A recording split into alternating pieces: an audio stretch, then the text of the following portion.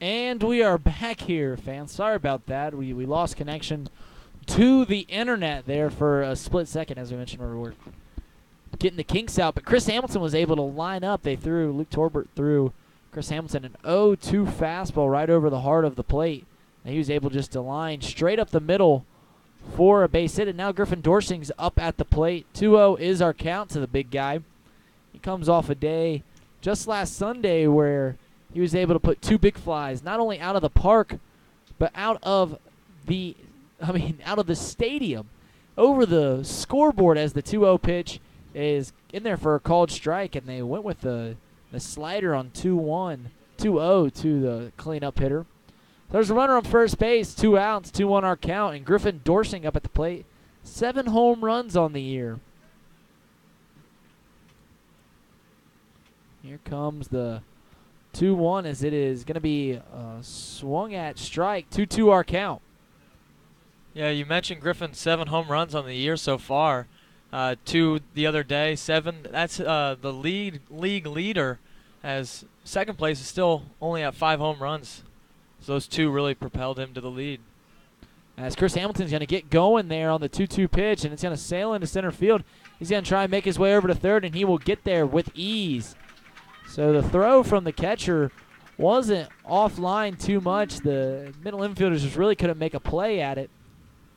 As now there will be a runner on third base and a full count to Griffin Dorsing off the stolen base in the air into center field. Yeah, so far we saw Torbert strike out the first 2, and he had Hamilton down 0-2. So we've seen him go quickly and work after these hitters, but Dorsing had a 2-0 count, and he's worked it full now, so he's been able to see some pitches. So a stolen base in the air gets Chris Hamilton on third base, and now Griffin Dorsing will be faced off as they go with the breaking pitch. Torbert going to that a lot here early on, as it's definitely his premier pitch. It's a fantastic pitch.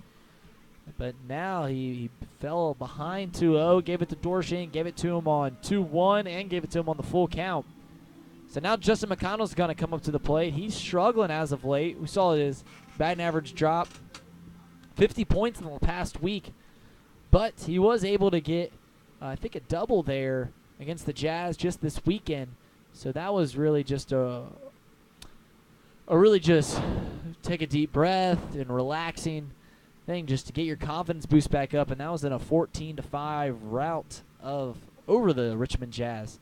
So here comes the pitch to McConnell from Torbert as it gets by the catcher, and that's going to be a run for the Hamilton Joes as Dorsing is going to make his way to second base. So a beautiful job by Chris Hamilton at really generating that run all by himself. The 2-strike, 2-out single, steals second base, makes the defense try to make a play, and they throw it into center field on third base, and one bad pitch later, and he scored. So that's a run created all by Chris Hamilton's lonesome. Yeah, back-to-back strikeouts, and then 0-2. You're sitting there thinking that it's going to be a pretty quick first inning. Just like that, able to get him on and then get him around quickly. As this pitch is going to be squibbed, and they're going to see if it's going to go fair, but it did not. So we'll do it again here. 2-1 our count. McConnell felt that one right off the handle.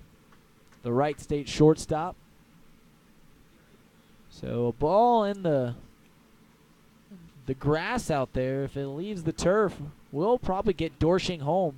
Now he is dealing with some physical ailments on the lower half of his body. Hopefully he's doing better. We were seeing him get the start today in the field. So we're going to see what happens here on the 2-1. We actually saw him. That slowed him down in the same game where he had 2 balls over the scoreboard. He hit one off the wall that he was only able to get a single out of. So really clogging the base pass down as it'll be 3-1 here to McConnell. Yeah, I can say I wish I would be able to hit balls over the scoreboard with an ailment in my lower half. Kurt Gibson it. Yeah, exactly. As the 3-1 is going to miss, so Torbert looked incredibly sharp through the first 2, really until he gave up, really until he went into the stretch. He looked really sharp until he got in the stretch, and he's trying to fix the kinks out there. And this is just a beautiful job at throwing a pitcher off his rhythm. Yeah, you mentioned that when Compton was at the plate, even though he did end up striking out, getting to see some pitches to start the inning, and I think that may have begun to rattle Torbert as after Hamilton got the single, and obviously, as we've mentioned, able to get the runner around and get him to score early on here in the first. So now coming up to the plate is the hot Sean McGeehan. He's been doing very well at the plate recently after slumping to begin the season. And he's one of those guys that I don't think it's a coincidence that once his bat heats up, so does the entire Joe's lineup. Because he's been a spark plug right in the middle of that order as he takes the first pitch for a strike, 0-1 our count. Yeah, you mentioned McGeehan's been hot lately. He went 11 for 24 in the last week with 10 RBIs. 11 for 24 now. I was no mathematics major, but that's not too far off of a 500 batting average. 458. I did that in my head. I didn't even have to have someone put the stats in front of me. I promise, guys. You're just going to have to trust me, listeners at home. As here comes the 1-1 pitch to McGeehan. I think sometimes you're lucky, Reid. The camera isn't pointed the other way. I think I'm lucky in a lot of manners. As the 1-1 is in there, or is going to be swung at there by McGeehan as he went for one in the turf. So he's behind 1-2 our count.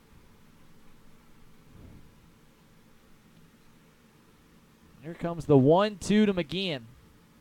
As he thought about taking that one, swinging at that one. We'll do it again here at 2-2. I think I'm lucky that the mic's turned off sometimes. I think the camera's not on me. You guys don't need to see it. You're not alone in that luck, though. Yeah. I think we're all a little bit lucky with that sometimes. I think some fans that were listening one day heard me when I thought the mic was off, as McGeehan pops this one into shallow left field. They're going to give chase, but it's going to go foul, as no one was able to catch it as it went in that Bermuda Triangle. I think it was probably should have been the left fielder's ball, as that's a good 60 feet behind third base territory, and the left fielder coming in to make the play. That should be his ball all day, but we'll see McGeehan do it again against Luke Torbert, as Torbert's had to throw a lot of pitches here in the bottom of the first. A lot more than Ryan Mittendorf had to do. So we'll run it again here. The Joes are able so far to get one run on one hit, 2 free passes in an error so far. So here comes the 2-2 delivery to the center fielder, McGeehan. Kicks, and McGeehan's going to pop this one up. It should be right in play. No, it's going to hit on top of the roof here of the dugout, third base side. So we'll sit here, do it again, as McGeehan's going to see his 8th pitch of the at-bat right here, right now. As Torbert's had to expend a lot of energy. That ball off the Joe's dugout managed to get stuck in the gutter over there. The players are having a good time over there, jumping up, trying to get it out of there. So, see, when we played wiffle ball at the old Maus house on Park Avenue here in Hamilton, as this pitch is going to hit McGeehan right in the kidney. So we're going to do it again, as that's the 3rd straight free pass that Torbert has had to give up since he gone in the stretch. But now he can go from the windup here with the bases loaded, as Addison Coffey is going to go up to the plate, and he's struggling. But, yeah, the rule I was going to make as the pitching coach is going to go out there to talk to Torbert was, so we had this small triangle-shaped yard, and my house was behind it. And the rule that we had was if the ball went in the gutter, so we had this, like, we could hit it on, and if you hit it on the house, home run. Unless the ball went in the gutter, inning ending out, because we got to go get another ball, and that's just a pain in the butt. So it was a real sharp. How would you feel if, like, you hit a home run, but, like, you hit it over the fence, but, like, you hit the scoreboard, your team's done for the inning? it seems a bit unfair. It's like kind of like a slow pitch softball when you have a rule where you can only hit so many home runs in an inning. Or in a game, a lot of them have different rules. My first ever slow pitch softball tournament was 2 years ago, and I hit a home run in my second at bat. And the rule was it was a really low league, so if you hit a home run, it was an inning ending out. Here comes the first pitch to Addison Coffey. He's going to ground this one over to third base. They're going to throw it over to second. That'll end the inning. But before we go to commercial, I got to tell this story. So as the 5-4 put out ends the inning, so I hit this. We get the bases loaded. I was batting 4-hole. It was what I said was which at bat was it? It doesn't even matter. We get the second at bat. We get the bases loaded. I come up and it's an inning in and out. and I smoked this thing over the fence. And by smoke it went barely over the 285 fence out there in left field. Really small field. And I barely put it over, and my team just went nuts. Not like mad at me.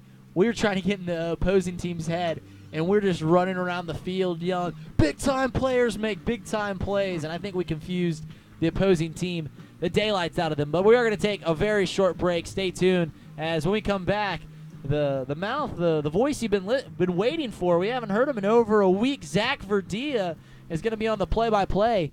Stay tuned as you're listening to your Hamilton Joe's Radio Network. Hamilton Joe's Baseball is brought to you by Triangle Sign Company, a sign of quality since 1921. If your current signage isn't giving you the visibility to attract interest and assist in getting people in your door, then it's time for a custom sign solution from Triangle Sign Company. Whether you're a big or small business, school, or organization, they will design and build a sign that is just right for you. Offering their support for the Hamilton Joes, we thank Triangle Sign Company for their continued support. Welcome back after our very quick break. As it's Zach Verdea here, still with AJ Schraffenberger and Reid Maus. So we're here in the top of the second inning. Ryan Middendorf still on the mound, facing Garrett Roberts to start this inning. The 4-hole for the Settlers after the 3-up, 3-down inning, as that one's fouled straight back. 0-1 count to start this inning after the Joes get one in the bottom of the first inning on just the one hit. And Garrett Roberts, a big fella up there. He's listed at 6 foot, 250 pounds. He's got one of those imposing stances, straight upright, keeping the barrel right by your shoulder. He definitely tried to send that one out of here as he took a big hack and missed on that one. So there's now 0-2 as Middendorf in the windup will fire, and the breaking ball will miss low in the turf. So Middendorf trying to work off of his quick inning last in the first. So he went 3-up, 3-down. He's got 1-2 count here as that one's fouled off. It looked like it hit something, then went over the fence there. I think it hit the top of the screen before coming over. Just flicked on over. Ping pong match, so you got to serve again. It's a let as the 1-2 is fouled right into the Joes dugout. Chopped in there. Everyone looks okay. Can't really see him, but I'm sure no they're reaction. fine. I'm sure they're fine. So the 1-2 will be upcoming again as Garrett Roberts, the 4-hole for the Settlers, is battling here. It looks like to be Joes have what could be their best crowd of the year so far. And they will like that, as that's the first strikeout of the game for Ryan Middendorf. You will like that. Garrett Roberts will be the beer batter of the rest of the day. We actually mentioned it, me and AJ did, when we called the game last week against the Irish Hill Leprechauns. Whenever the beer batter would come up, we'd mention you. You were in our heads. We just don't forget you. I'm glad the beer batter, just talking about it every time he comes up, can live on. As the next batter will be Cale Baker, 5-hole and catcher. Yeah, you're remembered in this box for alcohol, so just remember that. I'll take the beer batter. There's worse and better things to be remembered about, I'd say. Amen. As the 1-0-1 is missed outside, and it'll be 1-1 here. As Middendorf struck out the first batter of the game for him, as he got a couple guys to fly out and one to ground out in the first, as that breaking ball will be sent out to center field. McGeehan back on the track. He'll stand there and easily make the catch for the second out of the inning. So Middendorf, like the first, trying to make quick work again. Yeah, that's the second time that they put one into the warning track out there in center field where the sign reads 390. They're not missing the barrel by a whole lot, but if they keep putting it up in the air, this thick, humid air, it's not going to go very far. And the first pitch to Dylan Ott, the 6-hole, will miss outside. And, yeah, a couple of balls sent out to deep center field. McGeehan plenty fast enough to be able to camp right under him and make the play. So no harm there as the 1-0 is fouled back and out of play over the first base dugout. Middendorf will have him 1-1 here. Yeah, Ott goes to Wisconsin Oshkosh, which is one of those Wisconsin schools. There's a bunch of D3 schools in The one that in Division III that is notorious is Wisconsin Whitewater, which I think they swept the national championships just like 2 years ago. They won football, basketball, and baseball. Got some good athletes up there, is what you're telling us. Oh, yeah. Well, Griffin Dorshing comes from Wisconsin, so what does that tell you? And the 1-2 is swung right through by Dylan Ott. So 2 strikeouts in the inning for Ryan Middendorf. That'll be 3 up, 3 down for the second consecutive inning. We'll be right back to pick it up in the bottom of the second here on your Hamilton Joes Network. This is Coach Grissom, the manager of the Hamilton Joes. Catch M&G Body Shop is your one-stop shop for car repair. Woman-owned and family-operated collision repair center. They can be reached at 513-851-9056 or can be found online at mgbody.com. A proud sponsor of the Hamilton Joes. Though founded in 2015, Aspen Roofing and Siding has firmly planted its name within the tri-state community. A step above the rest is not just a slogan, but a way of life. They exist to protect and enhance your home, which is your most valuable investment. By giving back to the community, they invest directly into relationships with their existing and future customers. For more information, visit them online at aspencincy.com. The Hamilton Joes are proud to partner with Queen City Hospice. Queen City Hospice is a locally and independently owned and operated company that is dedicated to providing patient-centered care and support to residents of the greater Cincinnati area in whatever place they call home. Whether they live in a private residence, an assisted living community, or a nursing home, our well-trained and experienced team members will go to the patient's location to provide personalized assistance and care.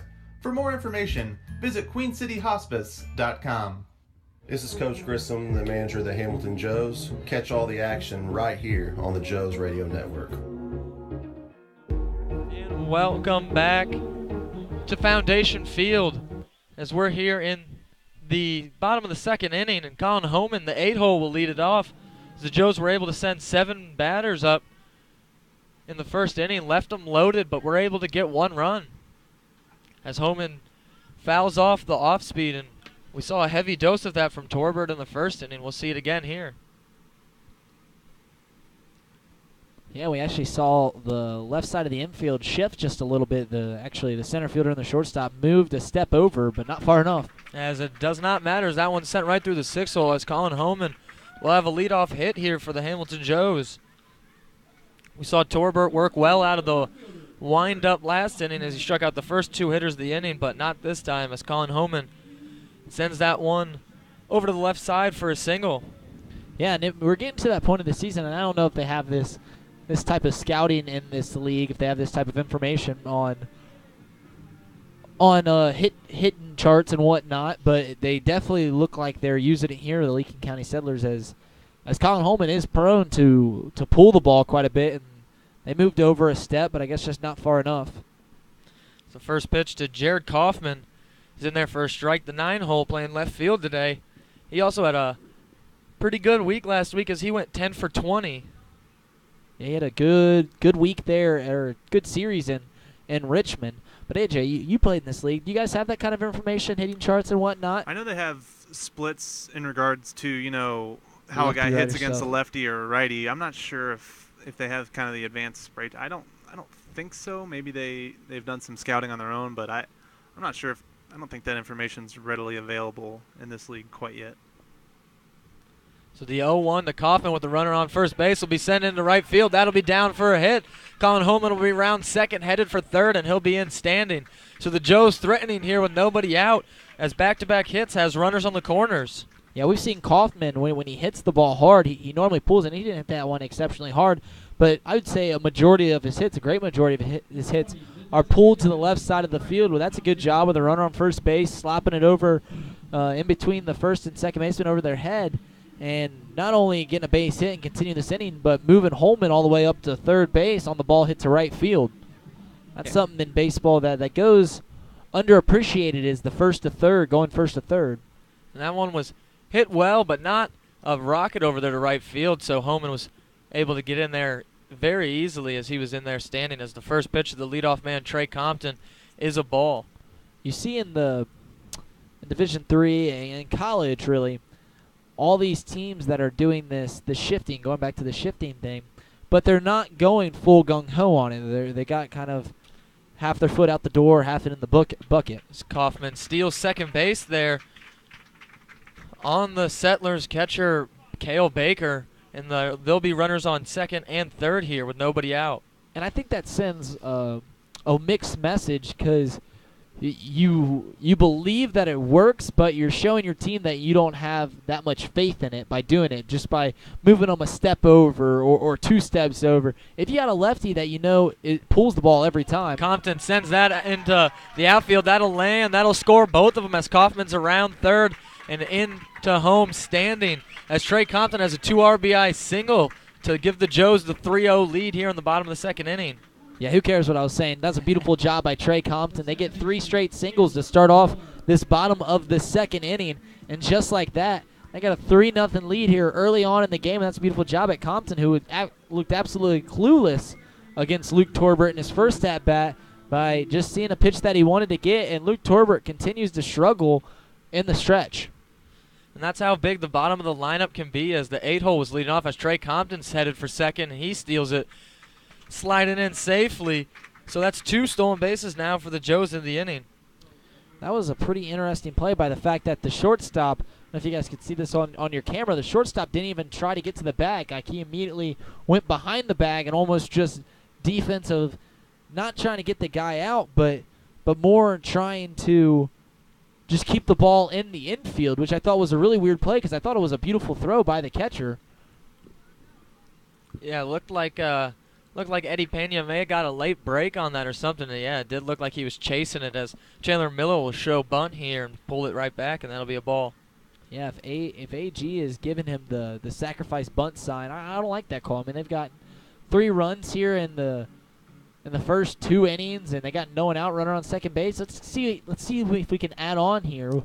What's a 4-0 lead? Let's put some runs. Yeah, and Chandler Miller had a hot week last week, as we've already mentioned. He also had 6 RBIs, and with runner on second base and nobody out, he can go after and get another one as he takes the ball inside. It'll be 2-1 here. And I don't know if he was even calling for a sac bunt on the first 2 pitches. I think it's just something that he's seeing with the pitcher and the catcher combo that he may have been able to throw off the pitcher by throwing a fake bunt up there, and obviously it gave Trey Compton a really good chance to steal second, and we'll see if it continues throughout the inning. So the 2-1 breaking ball missed low. Chandler Miller will be out in front here and have a 3-1 count. Yeah, having played for AG as a player, obviously with him as my manager, he sees things a little bit differently than everybody else does, and I think that may have been a situation where he sees that a catcher's not seeing the runners very well, or the pitcher's not seeing the pitch very well when they show a fake bunt, and we'll see if that continues. That'll be ball 4, as you've mentioned, just trying to get the pitcher off a little bit here, as we've seen him walk a handful of batters along with giving up the 2 hits this inning. So 3 hits. He's given up 3 walks now, and a hit by pitch.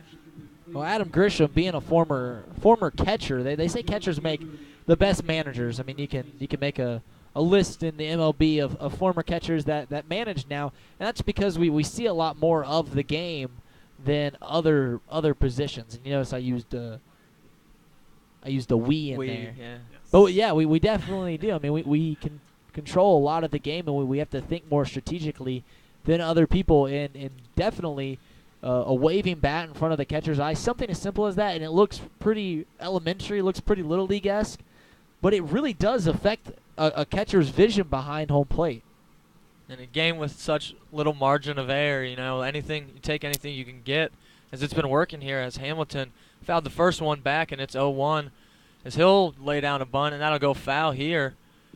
He might have been going for a hit there, as third baseman was covering third, and that would have left the left side wide open for Hamilton, as we've seen him lay down a bunt and beat one out before. Yeah, that was definitely for a hit type action. Third baseman playing a little further back and realizing that he probably wasn't going to field unless it was hit hard his way, bunted hard his way. Probably would have been an easy single there for the left-handed hitter. So the 0-2 count now to Chris Hamilton. So he awaits the pitch, and it'll miss outside. So it looked like Baker, the catcher, was setting up outside, and that was well outside. As Hamilton will step back in, and he'll have a 1-2 here. Miller at first and Compton at second with nobody out. 2 runs already in the inning for the Joes as Hamilton sends that to center field, comes in at first and then has to retreat back as he makes the catch, and Trey Compton will be tagging from second. He'll slide into third and he'll be safe there. So Hamilton moves him over on the fly out to center field, and there's runners on the corners now. Yeah, and I thought that Paul might have had a chance of getting Trey Compton out there at third base, but they elected not to cut the ball off as you saw it die there at the end. It was released early, it was online. I think they probably should have went with a cut there, but Griffin Dorsching's up in an RBI situation here with 1 out. And with Dorsching up and runners on the corners, they'll have the big spot here as he has 18.5 runs created this season. That's 4th in the entire league. And he's definitely enjoying a powerful year so far as the first pitch is a breaking ball in there for a strike. Yeah, definitely not the situation you want to be looking at if you're wearing a gray jersey today. Just 1 out. There are runners on the corners here. Endorsing, as Reid mentioned, it 2 home runs on Sunday.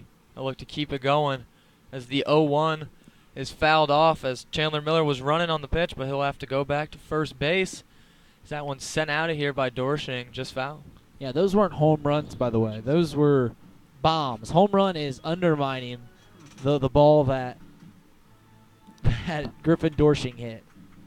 And home run is usually an understatement after Griffin hits one out, as he'll have an 0-2. He'll be in a 0-2 hole here as they'll throw over to first base, just trying to keep Chandler Miller close as he was moving on the last pitch. They'll try to keep him at first base, as having 2 guys in scoring position would definitely not be the way to go with Dorsching at the plate. And they'll throw over again, and Miller will be in. So Torbert trying to keep him close, as we've seen 3 stolen bases by the Joes so far, 2 in the inning. So they'll try to test him here as Dorsching waiting for the 0-2. And he'll just fight that one off out into left field. It's shallow as left fielders coming in.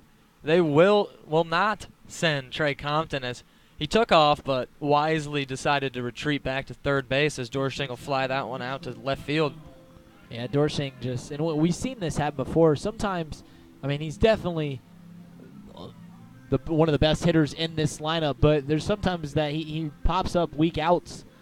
You don't really see Chris Hamilton making those kind of weak outs, but that's the kind of risk reward you take with a hitter like Griffin Dorsching. I mean, he's definitely a guy that creates a lot of runs. If you look at runs created on the stat, I think he's 2nd in the team. But it's times like that where sometimes you just want a little slap hitter guy. But again, if we would have hit a 3-run bomb, we'd be talking about something entirely different. Exactly. As McConnell fouls the first one straight back as Chandler Miller was moving again on the pitch. He's moved twice now in the last 2 batters, and both times fouled straight back, and he's had to go back. So we've seen Norbert throw over a couple times, which is trying to keep him close, and we'll see what they do with him here, as they'll throw over, and Miller will be in there safely. Yeah, that was close over there at first base, but we'll see what McConnell can do here with 2 outs. Is if you can get a 3-run inning, capitalizing on a 2-out ball game, those are the situations that win. I mean, you can put 2 runs up, 1 run here, and still have an adequate chance of winning. But when you score and put a little bit of the throttle on with 2 outs, puts you in a fantastic setup to win ball games. As McConnell fouls that one straight back, and they'll have an 0-2 count now, back-to-back hitters. As we saw Torbert. We saw Torbert wild a little bit as he's already walked 3 batters, hit 1 as Miller's stealing on the pitch, but it won't matter as Justin McConnell's sat down on strikes looking for the 3rd out of the inning, but not before the Joes score 2 runs. Lead this one 3-0 going to the top of the 3rd inning as AJ Schraffenberger will take over. We'll be back on your Hamilton Joes Network. Richard's Pizza is one of Hamilton, Ohio's most favorite spots, bringing you Richard's famous steak sandwiches since 1955 and a proud supporter of your hometown Hamilton Joes. Whether it's pizzas, salads, pastas, or a little bit of fudge for dessert, Richard's Pizza has it all for you and your family. Fort Hamilton Hospital is a full-service community hospital who continues to lead the way to better health in the Butler County area, serving patients from Fairfield, Oxford, Cincinnati, and Middletown. Fort Hamilton Hospital combines modern technology, highly skilled physicians with a friendly, caring staff. Their offerings include maternity, emergency, the most advanced wound healing in Butler County, and a range of outpatient services. For care you can count on, visit Fort Hamilton Hospital, located at 630 Eaton Avenue in Hamilton. At L.E. Schofield Window and Door Company, you'll get competitive prices from a trusted local company. You can depend on L.E. Schofield's outstanding workmanship and 65 years of experience to get the job done properly every time. From garage doors to entry doors to windows and awnings. For more information, visit SchofieldWindowDoor.com. And we are back here in the top of the third inning. Turner Hill will lead things off for the Licking County Settlers, who trail 3-0 here early on in this one. Ryan Middendorf back out on the mound for his third inning of work. First pitch to the right fielder. Hill misses outside for ball one. Hill batting .250 on the season, 16 hits in his first 64 at-bats coming into today's game. He watches that one catch the outside corner, evening up the count at 1-1 strike. Yeah, we've seen Mittendorf make quick work the first 2 innings. It'll be interesting to see how he approaches the bottom 3 of the inning, bottom 3 of the lineup here in this inning. Yeah, definitely being aggressive to Hill thus far. Another fastball there, catching the inside corner. Middendorf ahead. Here comes the 1-2 pitch. Fouled off towards the parking lot. Not quite going to make it there, so everybody's vehicles are safe for now, and we'll see another 1-2 pitch. Always following that one closely, everyone in the crowd, when there's a foul ball over to the left side. Scary stuff quite always. This one also hit towards that way. You know why people are bad, though, is because we all low-key want to see it hit a car that's just not ours. We're all like just looking It is kind of like watching a car accident. Everybody says they're so bad, and yet everybody, you can't take your eyes off of it. Can't take your eyes. Exactly. 1-2 to Hill. This one's lifted towards right field. It's going to get over the glove, the outstretched glove of Chandler Miller over there at second, out into right field. And Turner Hill has himself a leadoff single. Yeah, and I was just mentioning just thinking about how after getting 3 runs in the first 2 innings, Middendorf cruising through the first 2, he's really just got to keep the momentum going the Joe's way. Not give up free base runners, really challenge them, and he does just that. But Turner Hill does a good job at slapping one into right field for a leadoff single. Yeah, and that's something we've talked about at length. I know Reid and I have, and I know Zach and I have mentioned it as well. Is throwing up a 0 after your team goes out there and scores you some runs as a pitcher. It's such a big thing that we talk about a lot, and I think Middendorf's going to have to bear down and get that done this inning. As Eddie Pena steps in, he'll watch a fastball in the inside corner for strike 1. It's all about keeping that big mo, the momentum your direction. Yeah, baseball, as you can multiply it 2 times for any other sport that you can think of. Baseball is such a momentum sport. As this one's lifted weakly into the infield, Griffin Dorshing under that one easily, and he'll retire Eddie Pena for the first out of the inning. The center fielder, Jacob Margoff. So a pop out to Griffin Dorshing gets Ryan Middendorf his first out of the inning. Brings up Jacob Margroff, the center fielder, batting in the 9 hole for tonight's game.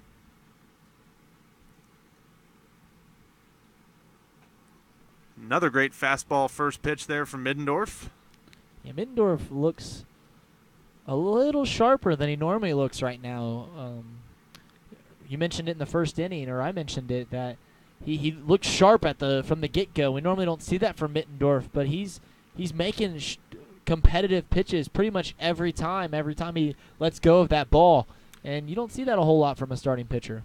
Yeah, absolutely. He's ahead 0-2 here again, and like we mentioned early on in games, he's struggled this year, even though he's been arguably the Joe's best starting pitcher, but had struggles early in games, and this game has just completely been another story as he's out there being aggressive and dominating guys. Is fastball up and in, and that'll be strike 3, so another quick out for Middendorf, and he's 1 out away from getting out of this one, and that'll flip the lineup back over for Kaz Sabazic.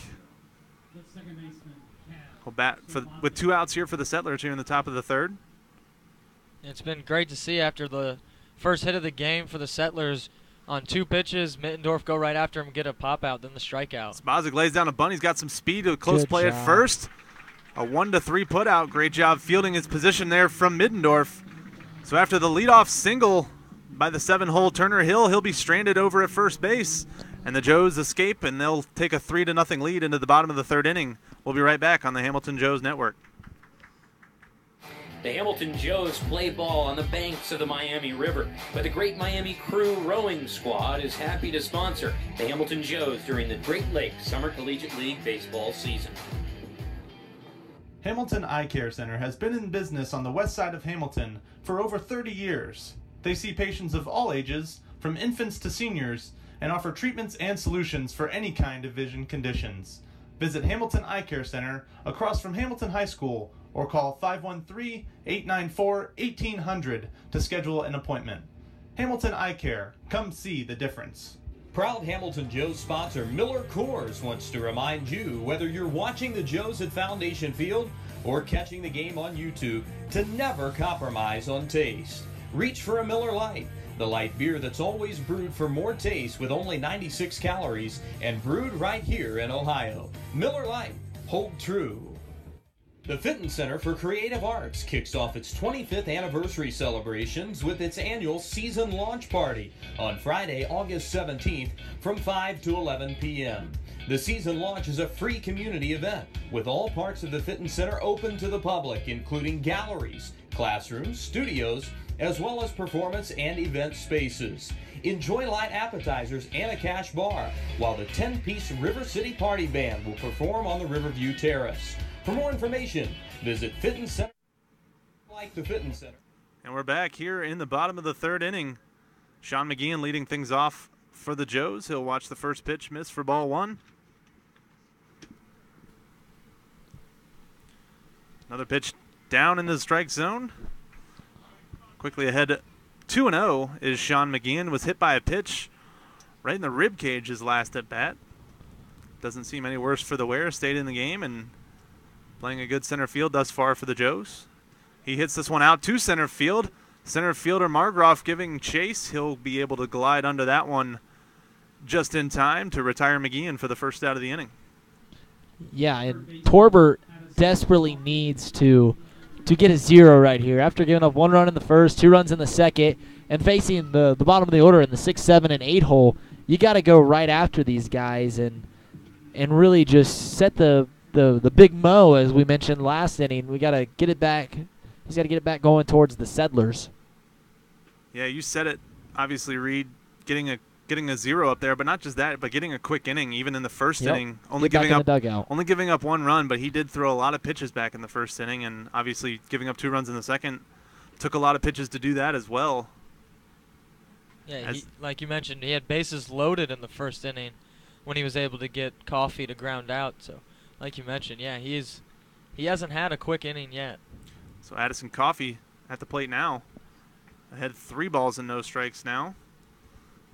You know what's so interesting about Torbert is we mentioned that when he looks much sharper out of the windup than he does out of the stretch. In his windup, there's nothing characteristic about it wise that would make you think that it would be any different than his stretch. He doesn't step back. He doesn't really try to gather anything. He just turns to his stretch position and then picks up his leg. Yeah, it is a pretty concise windup, so you'd wonder why we would see such a big difference from windup to stretch. This one popped up back behind the plate. Catcher Baker will be able to corral that one for the second out of the inning. So quick first 2 outs there for Torbert.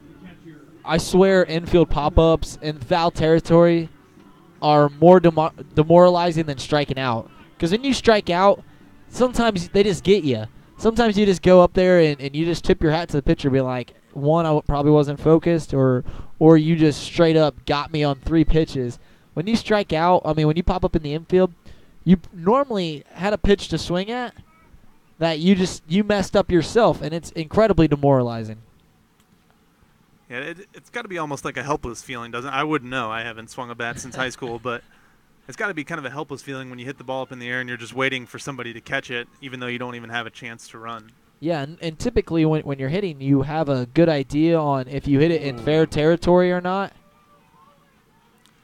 It's a quick 1-2. Good morning, good afternoon, good night there for Colin Homan. Third pitch, he's going to throw his bat towards the Joes dugout. Everyone's all right over there, and that'll retire the side here in the bottom of the third. So no runs either half of the third inning. We head to the fourth the same way we head into the third. 3-0, a Joes lead. I'll hand it off to Reid Maus. Will have the action for you in the top of the fourth inning when we return on the Hamilton Joes Network. Book. Hamilton Joes Baseball is brought to you by Triangle Sign Company, a sign of quality since 1921. If your current signage isn't giving you the visibility to attract interest and assist in getting people in your door, then it's time for a custom sign solution from Triangle Sign Company. Whether you're a big or small business, school, or organization, they will design and build a sign that is just right for you. Offering their support for the Hamilton Joes, we thank Triangle Sign Company for their continued support. For over 40 years, the Moats Group has been committed to leaving a lasting legacy with every field they create. They are synthetic and natural turf specialists, focusing on sports field design, construction, removal, replacement, maintenance, and management. Moats has made their name designing innovative and comprehensive, performance-based sports field systems tailored to their customers' specific needs. They build fields from inception to completion with pride, dignity, and the utmost integrity. For more information, please visit themoatsgroup.com. Proud sponsor of your Hamilton Joes. And we are back here at Foundation Field. I'm Reid Maus, joined along here with AJ Schraffenberger and Zach Verdea. We're here in the top of the fourth inning where the Joes have a 3-0 lead, and Ryan Mittendorf is going to be facing off against the two-hole third baseman, Sam Wilson. Wilson takes the first pitch for a ball, but in his first at-bat, he grounded out to the shortstop, Justin McConnell, as Mittendorf's 0-0 didn't miss by a whole lot. I was waiting on Clovis Lovelace to call to strike, and he gives them that one. I think that might have been a makeup call because that one looked on the outside part of the plate, as I think Lovelace knew he messed up the 0-0. So we're knotted up here at 1-1. I think you're just going to throw it in the home plate umpire's name whenever any chance possible, right? It's not every day that you get a bona fide Sean Connery adversary and a James Bond villain like Clovis Lovelace. Interesting you went with Sean Connery. Is that your favorite Bond? I actually am a diehard James Bond fan. As here comes the 2-1 pitch. As this pitch is going to be squibbed over the third baseman's head, Addison Coffey, and it's going to be down the left field line for a single, and he's going to look to go two, but Jared Kaufman does a good job of getting the ball in. So it'll be a leadoff single just like the third inning, as now coming up to the plate will be Miguel Pimentel. And, yeah, I have every single James Bond movie. I used to watch on USA Network as a kid. Yep. Around Christmas time. They would just have a marathon of Bond. Repeats and repeats. And growing up, Pierce Brosnan was my favorite, and that's just because it was the most recent. So, like, the action was part of what action movies were around at the time, as the first pitch misses to Pimentel. But I like Daniel Craig, Sean Connery. Roger Moore dying last year was a big hit on my childhood. As here comes the 1-0. So those are all the big ones. Can you name the other two? Definitely not. No, I'm a Pierce Brosnan Bond guy till I die, but I can't say I know all of them. So Pimentel fouls that one over the first base dugout. So it went Connery, then it went George Lazenby. Of course, old Lazenby. How many movies did Lazenby do? One. There you go. On Her Majesty's Secret Service. As there's the 2-1. Then it was Roger Moore. Then back to Sean Connery. Then they had who'd they have after Sean Connery came back for one? Here comes the 2-1. And then it was Brosnan for a couple. Now Daniel Craig, as there's a 2-2 delivery. As that pitch is going to be fouled over the first base dugout. And back to this baseball game that's casually going on. We'll make that joke every home game. Actually, not every home game. We're actually going to have this three-team. We're going to have a 3-man booth this Thursday up in Lima. Here comes the 2-2 as Mittendorf stops himself because Clovis Lovelace is going to stop time. Miguel Pimentel wanted some time and just didn't like the timing as the designated hitter steps back into the box.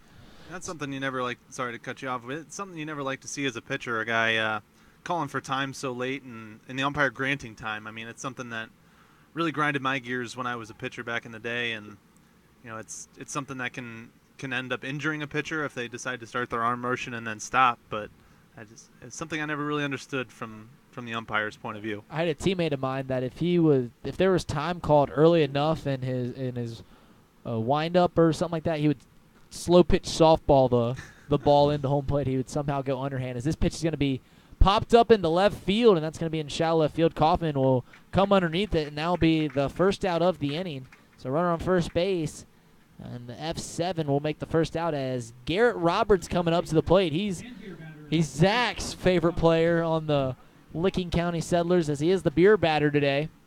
Struck out in his first at-bat, the first baseman from Utica, Ohio. Making sure I pronounced that right. I was looking over for AJ to give me a heads up as this pitch is going to be grounded over to Addison Coffey over to second. He's going to flip it over to first base. He's going to pull Dorshing off the bag. Chandler Miller's throw over to Dorshing. Not good enough. So that would be a fielder's choice, as that was almost a beautiful double play turn by the Joes field. It was a one hopper right to Addison Coffey, and he flipped on over to Chandler Miller, but Miller couldn't get it out of his glove quick enough and then rushed the throw. And he pulled Dorshing off the bag. Good job by Dorshing to keep it in front of him, as now there's going to be a runner on first base and 2 outs as Cale Baker is going to come up to the plate. Yeah, it was a good job by Roberts of just busting it down the line there. I didn't think he'd beat it out. And if it wasn't a pulled Griffin, he probably would have been out anyway. But it was a close play there. Yeah, so Cale Baker's going to come up to the plate. He flew out to center field in his first at-bat as he takes the first one for a strike. 0-1 our count. Middendorf coming set. Kicking and dealing as this pitch is going to be in the turf. Getting a couple of those wet rubber pellets on the ball. As we'll go 1-1. Yeah, Roberts doesn't necessarily have the body type built for a speed player, as 6 foot tall, 250 pounds. As that pitch will be a called strike, 1-2 the count.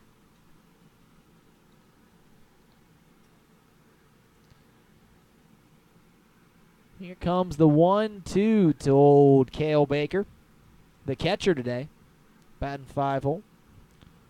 As he got a good barrel on the ball in his first at-bat, as he popped it deep into the about 380 territory, bringing McGeehan to the warning track. As the 1-2 is going to miss, 2-2 our count. Middendorf getting the sign from Holman, trying to put down Baker on strikes. Holman setting up on the inside part of the plate. Here comes the 2-2 delivery as Cale Baker's just going to foul this one straight back to the screen. We'll do it again here as Middendorf probably having to throw the most pitches he's had to in this inning. We haven't seen Middendorf go very deep in a ball game this season. Normally sitting around the six inning mark. As here comes the 2-2 as he's going to get Baker to pop this one deep in the left field. Jared Kaufman backpedaling. He'll be underneath that for the third out of the inning. So we're going to head to the bottom of the 4th inning. And that's going to, the Joes are going to have none other than Jared Kaufman, the man who made the last out, lead off for your Joes. So stay tuned as you're listening to your Hamilton Joes Network. The Hamilton Joes are proud to partner with Queen City Hospice.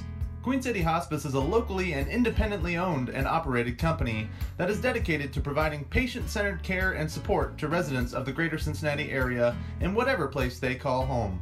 Whether they live in a private residence, an assisted living community, or a nursing home, our well-trained and experienced team members will go to the patient's location to provide personalized assistance and care. For more information, visit queencityhospice.com. At 4-Star Mechanical, they are dedicated to you and all of your different HVAC needs that you have as an owner or building engineer. They have been serving the commercial and industrial construction community for over 20 years and continue to strive for past, present, and future complete customer satisfaction. For more information, visit them on the web at 4starmechanical.com. Pate Appliance Services have given you 61 years of phenomenal service for any appliance that you need. With flexible scheduling, automated reminders, state-of-the-art service, and an A-plus customer satisfaction rating from the Better Business Bureau, Pate Appliance Services is there for you. They can be reached at 513-863-4700 or found online at pateappliance.com. M&G.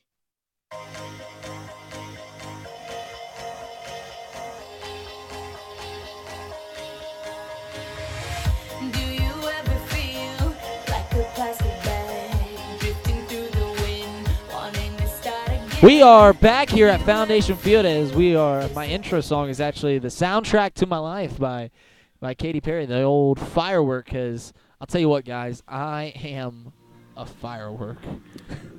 You are something. I will say that. I'm definitely the most explosive in the booth. That's fair. That's a fair statement. As the first pitch to Jared Kaufman's going to miss in the turf, 1-0 our count. Kaufman singled in his first at-bat. Coming up here again, and he is red hot as of late. Had a beautiful series in Richmond where he had, I think, six or so hits. As that pitch is going to miss. 2-0 our count. What was the stat you gave earlier, Zach, about Kaufman in the past week? He was 10 for 20, now 11 for 21 in his last 8 days. But last week, yeah, he went 10 for 20, 3 RBIs, couple doubles, 545 on base percentage. He was he had himself a good week. That's for sure. As the count's going to go to 2-1 here, and I'm once again not very good at math, but I think 10 for 20 is right around 500, as he's going to not get a hit here, as he'll go 1 for 2 on the day. That equals out to 500. That's 500. Yeah, it's crazy. Staying consistent. So it'll be an easy out there to lead off the inning. Now coming to the plate is Trey Compton. He's 1 for 2. He struck out and had a single, got all the way around to third base, but was unable to score there in the second inning. So Joe's looking to add on and get Luke Torbert a little more stress as Compton, first pitch he sees, lines it in the left center field for a single. Beautiful job by the leadoff hitter. As now coming to the plate is Chandler Miller, who's 0 for 1 on the day. He walked, struck out, as he's going to try and get something going here with 1 out in the bottom of the 4th inning. Yeah, Trey Compton 2 for 2 on stolen bases on the day thus far, so we'll see if manager Adam Grissom has him in motion. I would put some good money that he will be moving, at least in this at-bat sometime. I'll bet you $1. Let's do it. Gentleman's bet. See, now that betting's legal, do we have to disclaimer that we're not actually betting, or are we allowed to do that? Who cares? Who cares? Who cares? As the first pitch to Chandler Miller is going to be swung at and missed. As I mentioned, Chandler's 0 for 1 on the day. Walked in his second at-bat, but struck out in the first. Like most things in baseball, that reminds me of a Major League 2 quote with Harry Doyle. Somebody comes to the plate, and he introduces him. He's like, and Rogers comes to the plate. He's 0 for, I don't know. Who cares? It's when they were in the pit of struggles in their season for sure. Now Zach is a Major League 1 fan. Like them all. How could you not? No, you can't like Major League 3. Well, if you like Major League 3, get the heck out of his when press you box. say you like them all, that's a given that you're only talking about 1 and 2. As here comes the 0-1 as And that misses at the top of the plate. 1-1 our count. And not whatever came after that. 3 is actually abysmal. It's a dumpster fire by every stretch of the imagination. Here comes the 1-1. As this pitch is going to be fouled over the first base dugout. So we'll do it here at 1-2. And Compton was in motion, but it doesn't technically count because it didn't happen on a ball in play. We've seen the Joes moving a lot today. 3 stolen bases, and then that's probably the 3rd or 4th time we've seen someone take off, have to go back on a foul ball. So, and isn't that just the most frustrating thing? When you run a full 90 feet, and now you got to jog back as this pitch is going to miss up and in. Try to go with a breaking pitch. We'll go here again at 2-2 here to the second baseman, Chandler Miller. You can always see the guy that was stealing and has to go back. You can always see him drop his head and shake it a little bit as Compton looked like he had. And here comes the 2-2 as this ball is going to be thrown past the second baseman. So the pitcher, Torbert, had a tailor-made double play right there for the taking, and he just throws it right past the second baseman, and the second baseman could have easily just tagged second base before Trey Compton got there and elected to throw it over to first, and where Chandler Miller was safe at first. So speaking of, I think if Major League 3 back to the minors can be described in one baseball play, it's what happened just right there. As now coming up to the plate is Chris Hamilton with first and second and 1 out.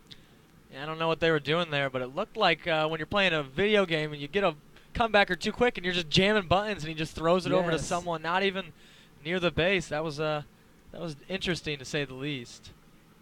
And AJ owes me $1, even better. Well, he was in motion on the at bat, so we'll have to go to the judges on that one. Zach, what do you think? Who owes who? Third base is still open. We'll see if he ends up taking one again. We'll defer to the rest of the No, we did say this at bat. I did say that at bat though. Oh, so well then, yeah, no. So do I lose? You sold yourself out there, I think. But was that a fielder's choice there? That's an E1. That's an error. Error. That's an error all day. AJ saying fielder's choice. I almost think you have to give him a hit. The ball was fielded cleanly, and he threw it cleanly. It wasn't dropped. It was just another one of those. Was it a play that they should have made an out on? Correct, yes. Did they make an out? They sure did Error. 2-1 the count. Oh, my gosh. We're not doing this every game as here comes the 2-1 pitch. As this ball is going to be fouled. 2-2 the count. So I guess the official score is a fielder's choice. So the judges will give the graces to AJ. That's just because I stole $1 from him. That was only my guess because, like I said, I've done it before in MLB The Show, and they gave me a fielder's choice, and just every time it just annoys you a little bit. We just opened up a whole nother chapter, guys. A whole another chapter in this endless debate that we have. As the count goes to 3-2 here with 1 out.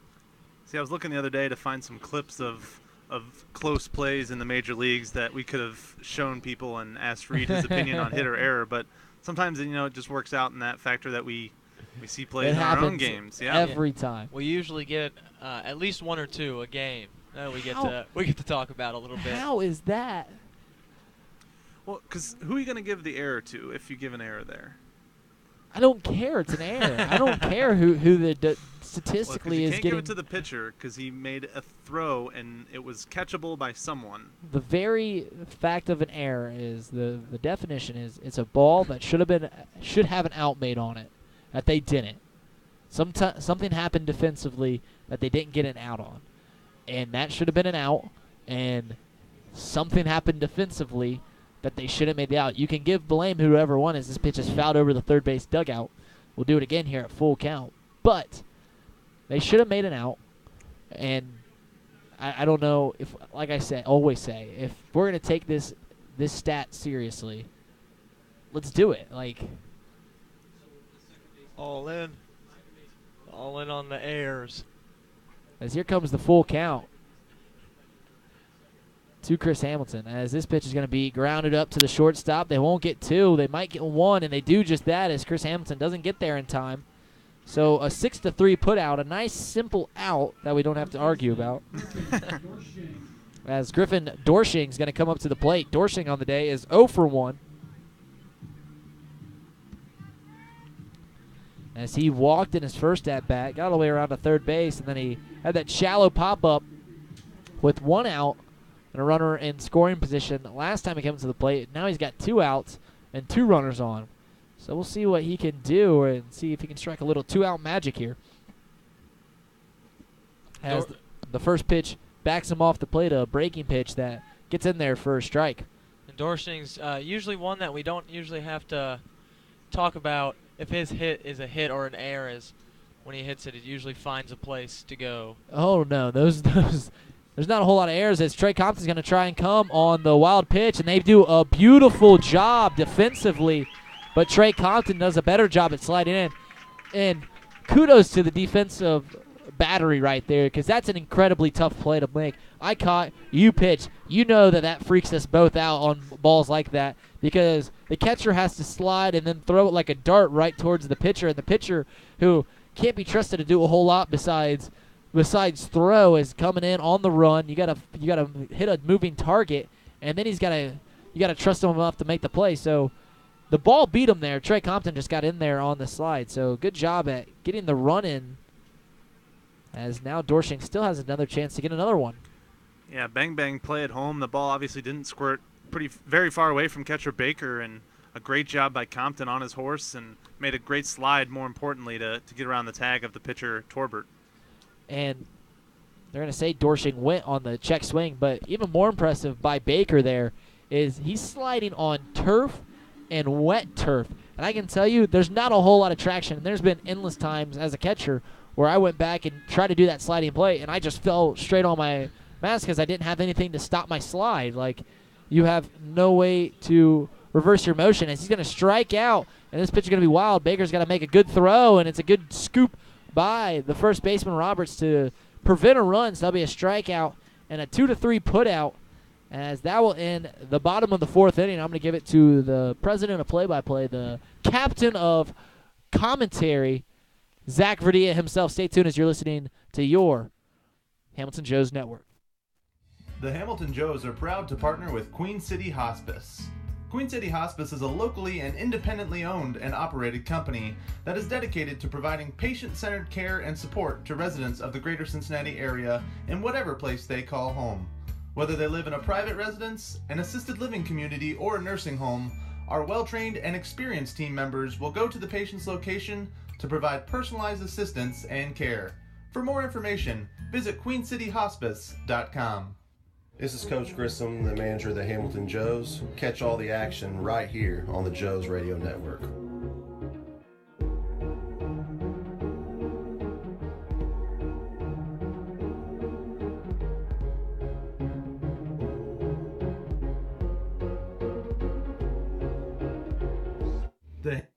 Pate Appliance Services have given you 61 years of phenomenal service for any appliance that you need, with flexible scheduling, automated reminders, state-of-the-art service, and an A-plus customer satisfaction rating from the Better Business Bureau. Pate Appliance Services is there for you. They can be reached at 513-863-4700 or found online at pateappliance.com. And welcome back to Foundation Field, as Dylan Ott will be leading off for the Licking County Settlers here, as they're down 4-0, as the Joes were able to tack on another one. As Trey Compton signaled and came around to score, as Middendorf will be back out there for the top of the fifth inning here, as the first pitch to Ott is taken for a ball. Ott's first at bat, he struck out, one of the 3 strikeouts on the day for Middendorf, as that one is check swung but fouled off over towards the Settlers dugout, and it'll be evened out at 1-1. The 6, 7, 8 hitters in order will be up, as Ott leads this one off, as the 1-1 to him is fouled straight up and back and out of play. So Middendorf trying to make quick work to the start of the inning here, as Dylan Ott is in a 1-2 hole.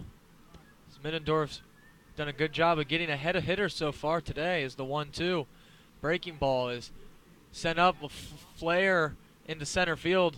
Converging on it is the McGeehan and McConnell, as McConnell will make the catch there in shallow center field for the first out. Yeah, that was a good job of getting the leadoff hitter, as the last 2 innings he wasn't able to do that, and it hasn't hurt him yet. But it is always nice to get that first down. I got to ask you, you guys were here for the first game of the year. This is the best crowd that I've seen. I don't know if it was any better on opening day, but it's a pretty decent crowd. It looks pretty packed here at Foundation. Yeah, pretty comparable crowd tonight. Obviously, the July 4th game tomorrow, we're expecting probably at least double this crowd, as we're doing a couple of different promotions, giving away a team-signed bat after the game, and also we'll be letting people onto the field after the game to watch the Hamilton fireworks. So we'll have quite a few people here tomorrow evening, and we'll hope to see as many of you out there as we can. as the 1-1 pitch to Turner Hill, the 7-hole, the right fielder for the Settlers. It's outside, so he'll have a 2-1 count. And yeah, I noticed that just today, and I know it's a holiday weekend, so a lot of people are traveling into town and whatnot, but Hamilton seemed like there was a lot more people just driving around the downtown area over on the west side, east side. Just seemed like there's a lot more cars in traffic. It is a busy weekend to be on the road, that is for sure. And you can tell because the gas prices spiked. Yeah, exactly. Middendorf's 2-2 sent out to center field. McGeehan coming in on it easily to make the catch, so that's 2 outs in this inning as the first 2 batters are retired by Ryan Middendorf. Yeah, out of the first 14 outs that Middendorf has been able to accomplish, they've been a great majority have been pop-ups. He had 2 in the first, 1 in the second, 1 in the third, 2 in the fourth, and he has 2 here in the fifth. So he's been the fly ball ground out ratio, which normally you want a pitcher that gets a lot more ground balls, but you know what? Pop-ups are a lot easier plays to make. As long as they're not getting barrels on them, there's not a problem with that at all. That one's sent out to center field. McGeehan charging on it, but it will land in front of him. So that one will get down for a hit as Eddie Pena will have a 2-out single for the Settlers as it'll bring up 9-hole Jacob Margraf. Yeah, and it seemed like that would have been the 3rd out of the inning, but it just fell down there out in center field. McGeehan wasn't able to get there in time, and Pena didn't get the barrel on it. Or I'm sure if he did, it would just be a F8. But instead, he got a 2-out base runner. So we'll see what Middendorf can do here as Margraf, the 9-hole, is 0 for 1 on the day. Try to end this inning without letting the top of the lineup comes as the 1-0 is called for a strike by Clovis Lovelace. Gotta say his name any chance you can. That is a cool name, though. Like, all jokes aside, all references aside, that is a really cool name. Can't get enough of it as the 1-1 is also called strike by Lovelace on the outside corner. So it's 1-2 now to the 9-hole. He saw an 0-2 count when he struck out in the 3rd inning. He's got a 1-2 here. So Middendorf will try to get out of it as that one will run inside for a ball. So Margraf evening out to 2-2 here with two outs in the inning. Runner on first is Eddie Pena after a single. So he flared one into center field and it got down. Middendorf looks over out of the stretch. The 2-2 will miss high for a full count now. Yeah, now with the runner going there on first base, be surprised to see Margraf. If Margraf can put one into the gap somewhere, we're going to see the Licking County Settlers' first run of the game. So the full count pitch upcoming as Middendorf pitches, and that one is flared out and out of play to the left side of the field as Margraf stays alive. We'll see another full count as Eddie Pena retreats to first base. As he was moving on the full count 2-out pitch. Middendorf getting his sign from Homan. Again on full count. He stretch set and the pitch is swung right through. So a second strikeout for Jacob Margraf is they allow a hit in the inning but don't let him around to score as it's 4-0. We're going to the bottom of the 5th inning here on your Hamilton Joes Network. Customized vehicle and car wraps from Luxurious Wraps will have you zooming past your competition. From full-color wraps and window graphics to magnetics and vinyl lettering, Luxurious Wraps' team of professionals will work with you to determine the best and most cost-effective solution to turn your company vehicle into a high-impact advertisement. For more information, visit luxurious-wraps.com. Hamilton Eye Care Center has been in business on the west side of Hamilton for over 30 years. They see patients of all ages, from infants to seniors, and offer treatments and solutions for any kind of vision conditions. Visit Hamilton Eye Care Center across from Hamilton High School or call 513-894-1800 to schedule an appointment. Hamilton Eye Care, come see the difference. Nothing pairs better with summer or exciting Joe's action than an ice-cold Coca-Cola. The Joes are proud to serve Coca-Cola at Foundation Field and want to remind you to share a Coke and a smile with your favorite Joes fan this season. Coca-Cola, Taste the feeling. And we're back here at Foundation Field as Ryan Middendorf's gone 5 strong, giving up no runs. We'll pick it up in the bottom of the 5th. 4-0 Joes as Justin McConnell will lead this one off. Bat 5th for the Joes. Had a couple at-bats, struck out looking in the 2nd. Reached on a walk in the 1st. Was stranded at second base, but we'll see what he can do as the leadoff man here in the 5th inning. As Luke Torbert still on the mound for the Settlers as the first pitch is a ball inside to McConnell.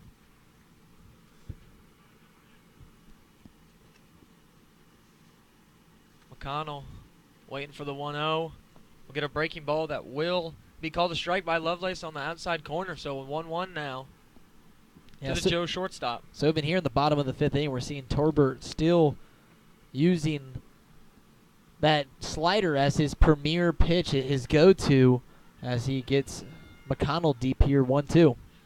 And Torbert does have 5 strikeouts on the game. That has been working as that one runs up and in and hits McConnell in the head. Bounces, flies all the way over to the first base coach, Andrew Gunther, as he retrieves the ball, and as McConnell runs down to first base, and he appears to be okay. Yeah, we actually saw him in Saginaw get hit in the helmet, but it was more square than that ball hit him. It hit him so dead that he actually deadened the ball, and the ball didn't bounce off like it did there. When the ball bounces off, that's actually kind of a good thing because he's not taking the force of the throw. It's going, the energy's going somewhere else. So they say sometimes getting hit in the helmet's better than getting hit in the body because you don't feel it as much. As McConnell's over there on first base looking all right, as McGeehan's first pitch to him is low for a ball. So Sean McGeehan hit by a pitch in his first at-bat. Now we have our second hit by pitch as McConnell takes that one. Is over there on first base. Sean McGeehan looks to keep up his hot streak here. He's 0 for 1 as that pitch is a strike. So it's 1-1 here. McGeehan had 10 RBIs last week. Just 6 games. As McConnell's jumping around over there on first base, and it's pretty close, but he is called safe.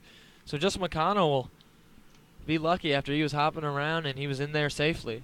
I think JT Schablin missed that call there as they caught McConnell doing his little hopping, jumping lead right at the time he was extending it, and I thought they had him. As McConnell's moving on the pitch, but that one's just skied out to right field. They'll have to retrieve back as that one's caught and no throw. So McConnell's back in safely, but McGeehan flies out to right field. That's yet another Joe's runner who was moving, but has to go back because of a foul ball or a ball in play. Yeah, once again, just incredibly frustrating out there when that happens. And it looked like McConnell had a fairly perfect jump there as he did the hop steal again, and he timed it up perfectly. So he was basically almost standing on second base by the time that one was skied out there, but able to get back safely as Addison Coffey will be up now, 0 for 2 on the day. And the thing about baseball is it actually, you think normally like when you're actively playing a sport, you get into shape. Baseball actually ruins the shape you're in. Because you'll realize midway through, you'll put one in the gap, you'll get to second base, and you will be the most tired you've ever been in your entire life just running 180 feet. So McConnell's running on that one, and he will take second base as no contact of any kind there as Addison Coffey takes that pitch. So McConnell's able to steal second base successfully as the Joes have been moving all day. That's their 4th stolen base. So now a runner in scoring position and 1 out for Addison Coffey in a 1-1 count. Try to get some insurance runs here as the Joes still lead 4-0 as that one will run inside and hit him too. Breaking ball got away from Torbert there. As Coffey doesn't move much and wears it. Yeah, that's going to be the end of Torbert's road as there was someone warming up down there, and I imagine after hitting 2 guys, Torbert's going to be done, and he's trying to send the manager back to the dugout, but they already gave the signal to give in the right-hander. It looks like we're going to have a right-hander when we come back. All right, so the pitching change will be quick, hopefully, as we have runners on first and second base. We'll be right back after this quick break on your Hamilton Joes Network. Your AAA store has moved to a new location in Hamilton. 2870 Menards Boulevard in Fairfield Township is your new home for all your travel, insurance, and attraction ticket needs. AAA has great member deals on everything you need for a great vacation. Visit AAA today in Fairfield Township to join America's largest motor club organization or online at AAA.com. Welcome back after the very quick break as we were faked out by the Licking County Settlers staff as Torbert stayed on the mound as Justin McConnell is thrown out trying to steal third base there. After the quick comeback, McConnell's thrown out trying to steal third, and Coffey will move up to second base. Yeah, he broke a cardinal rule baseball right there and making the first out at third base as they had runners on first and second, no one out. As that one sent over to third base, he'll field it over, throw it. Colin Homan will beat it out as the first baseman just couldn't hang on to it. Garrett Roberts. There are runners on the corners now with 2 outs. Yeah, I apologize. I forgot about that scoreboard. I'll blame it on the scoreboard, guys. It's never my fault. Exactly. That was a pretty close play over there by Homan. He was busting it down the line. And he's able to beat that one out as Roberts wasn't able to hold on to it there. What do you think? Homan was moving down the line on that one. Yeah, I mean, he was bustling down there. That's definitely a hit there by Holman. You're trying to egg me on. Verdea was looking me right in the eyes and get some opinion. Was hanging the bait right in front of me.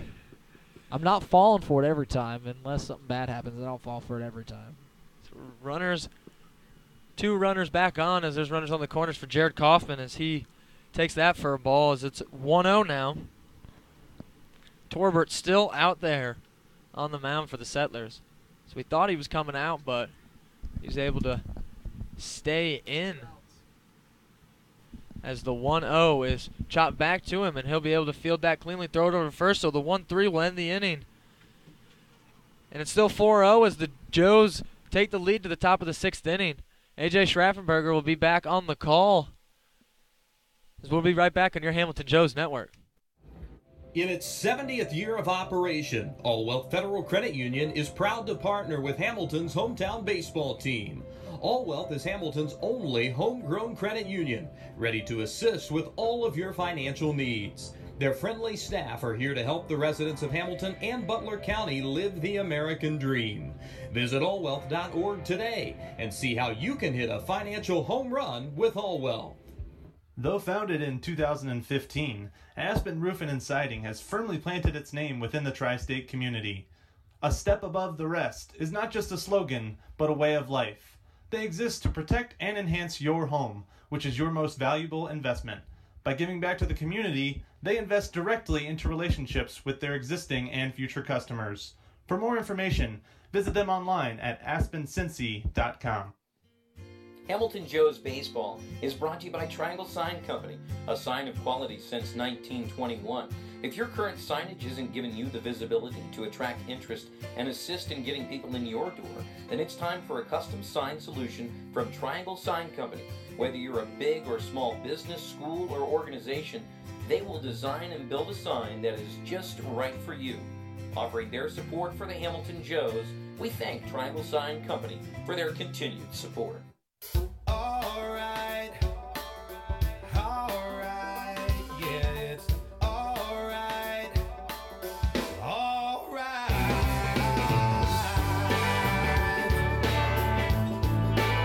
And we are back here in the top of the 6th inning.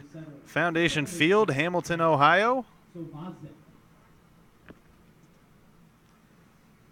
Ryan Middendorf still out on the mound for the Joes, entering his 6th inning of work. Only surrendered 3 hits thus far and 4 strikeouts in his first 18 batters faced, and he's ahead to the 19th batter he faces, Kaz Sabazic, the second baseman, leading off tonight for the Settlers. No balls and a strike. Yeah, we're here through the 3rd time through the order.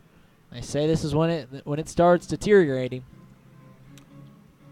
So we'll see if the Reid Maus's trademark rule of threes takes its place here, 3rd time through the order for Middendorf. As Sabazic swinging at the 1-1 pitch, fouls it off the screen. And Bindorf quickly ahead, 1 ball and 2 strikes.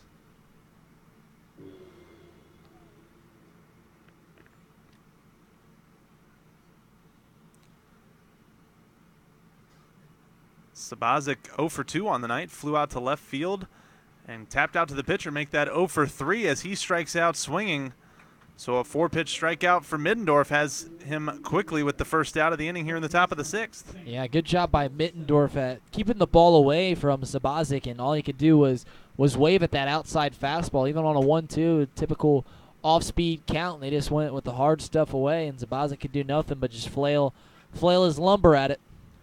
Wave it goodbye, he did, as it's going to bring up the third baseman, Sam Wilson now. Wave it goodbye. Got to improvise sometimes, right? It was like you put like a little accent on it, like a little. Wave, yes, exactly. 1-0 pitch is lifted out to center field by Wilson. McGeehan under it very handily, though, and he'll retire Wilson for the second out of the inning. So 2 quick outs here in the top of the 6th for Middendorf. Continues to cruise along now through 5 2/3. Miguel Pimentel. That'll bring up Miguel Pimentel now, the designated hitter. 0 for 2 on the night as well. 2 flyouts to the outfield, center field and left field. Just going to watch this one down and in for ball 1. Yeah, Pimentel in his first at-bat, if you remember, got a barrel on a couple foul balls. He smoked one down the line and then actually put one that went out of the stadium here, but in foul territory. But actually in the second at-bat, we didn't see much of that, but he did have Mittendorf's number. 2 balls and a strike now to Pimentel. Yeah, you mentioned... And then he flew out dead center. Yeah, he's gotten a couple barrels on a ball this game and obviously tied for the team lead for the Settlers with a .347 average of guys that have enough at-bats to qualify. This one lifted down the right field line. Hamilton giving chase, running out of room, and he's going to slide into the fence but not able to make the play, but the ball does land in foul territory. So that will be nothing but a long strike. Hopefully Hamilton's all right. Looks like he's got a little bit of a hobble to his step, but doesn't look too worse for the wear out there. Yeah, he definitely slammed in that chain link fence up there. You probably couldn't see it on your screen, as I don't think we have that much of a peripheral vision with this camera, but I mean, he was running hard at it, and you saw him slow up a step or two going into that, and it's a good thing he did, because even after he slowed up, he still hit that chain link hard. Yeah, and that ground out there is obviously very wet from the torrential rain we got earlier today, as this one's lifted out towards right center field. Hamilton on the run, and obviously no worse for the wear, as he's going to make a great running catch on that ball to retire the Settlers here in the top of the 6th inning. So nothing doing once again for the Settlers. Mittendorf cruising to this point thus far. We'll head to the bottom of the 6th inning. Joe's looking to build on their 4-0 lead. We'll be right back on the Hamilton Joes Network. Robinson Fence Company has been servicing the Hamilton area for over 24 years. They're located at 1635 Howell Avenue in Hamilton and offer residential, commercial, and industrial fencing. For more information, please call Robinson Fence Company at 513-867-0080. M&G Body Shop is a woman-owned, family-operated collision repair center with an honest and dependable staff that has over 45 years of experience bringing cars back to life or pre-accident condition. They've been in business in Hamilton for over 18 years and focus on mostly body repairs, from minor dents and repairs to major body work and insurance repairs due to an accident. Next time you have car repairs you need done, visit M&G Body Shop in Hamilton. Hamilton Eye Care Center has been in business on the west side of Hamilton for over 30 years. They see patients of all ages, from infants to seniors, and offer treatments and solutions for any kind of vision conditions. Visit Hamilton Eye Care Center across from Hamilton High School or call 513-894-1800 to schedule an appointment. Hamilton Eye Care. Come see the difference.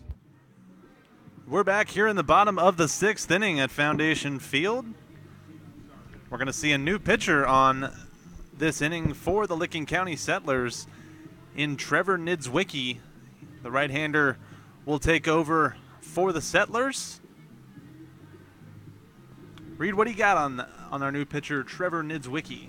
Not got a whole lot. He's a 5'11" right-handed pitcher, 180 pounds. Junior goes to the same school as Mel Ott's grandson, Dylan Ott, in University of Wisconsin Oshkosh. Dylan Ott's not actually Mel. He could be, but That's all I was looking for. Just some nice background information. You didn't disappoint. Wisconsin Oshkosh. Not Oshkosh. Oshkosh Bagosh. That was where I was headed with it. Nevertheless, Trey Compton will lead things off for the Joes here in the bottom of the 6th inning. Also leads off the order for the Joes, so his 4th trip to the plate here in the bottom of the 6th inning will be started with a strike on the outside corner. Trey 2 for 3 on the day. Had a 2 RBI single back in the 2nd and also singled and came around to score back in the 4th inning, but he's quickly behind. No balls and 2 strikes here in the 6th.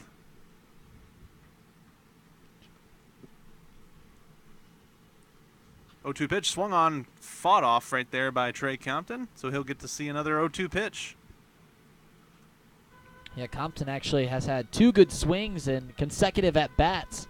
He, of course, put both of those into left center field. Let's see if he can do it again, even behind, as he didn't. The broadcaster curse is alive and well as Compton's going to swing at this one in the dirt. I think Zach laughed at me over there because we always give him some crud about his ability to give a broadcaster's curse, and just like that, I give it to Compton right there. I don't think any broadcaster is immune to the broadcaster's curse. Maybe Musburger. That is true. He stays away from that. I can't think of the word I'm thinking of. I think Jack Buck might have been pretty good. That's fair. Chandler Miller now ahead, 1 ball and no strike. Or excuse me, 0-2 now. So much of me just wants to start naming off old-timey. I was gonna say, yeah, Vin Scully. He never cursed anybody in his entire life. I can guarantee that. Good morning, good afternoon, and good night to Chandler Miller there, chasing the fastball up in the zone. No balls and 2 strikes, and he'll be retired for the 2nd out of the inning here in the bottom of the 6th. Yeah, and if you remember, Luke Tobert did the exact same thing when he started the game. Strikeout to Compton Miller to begin his day on the mound. But right now, Niedzwiecki looks pretty sharp. Very sharp thus far indeed, as Hamilton's going to foul this one off over the screen right above us here. No balls and a strike. And if the first inning trend continues, we'll see Hamilton get a base hit. That's what he did back in his first at bat in the 1st inning. Well, he's got to go behind. He's got to get 2 strikes on him first. It's true. It was 0-2, so we're already behind. Yep. 1 ball and 1 strike now to the Joes right fielder today. 1 for 3 on the evening. Breaking ball just missing outside there from Niedzwiecki. 2 balls and a strike now.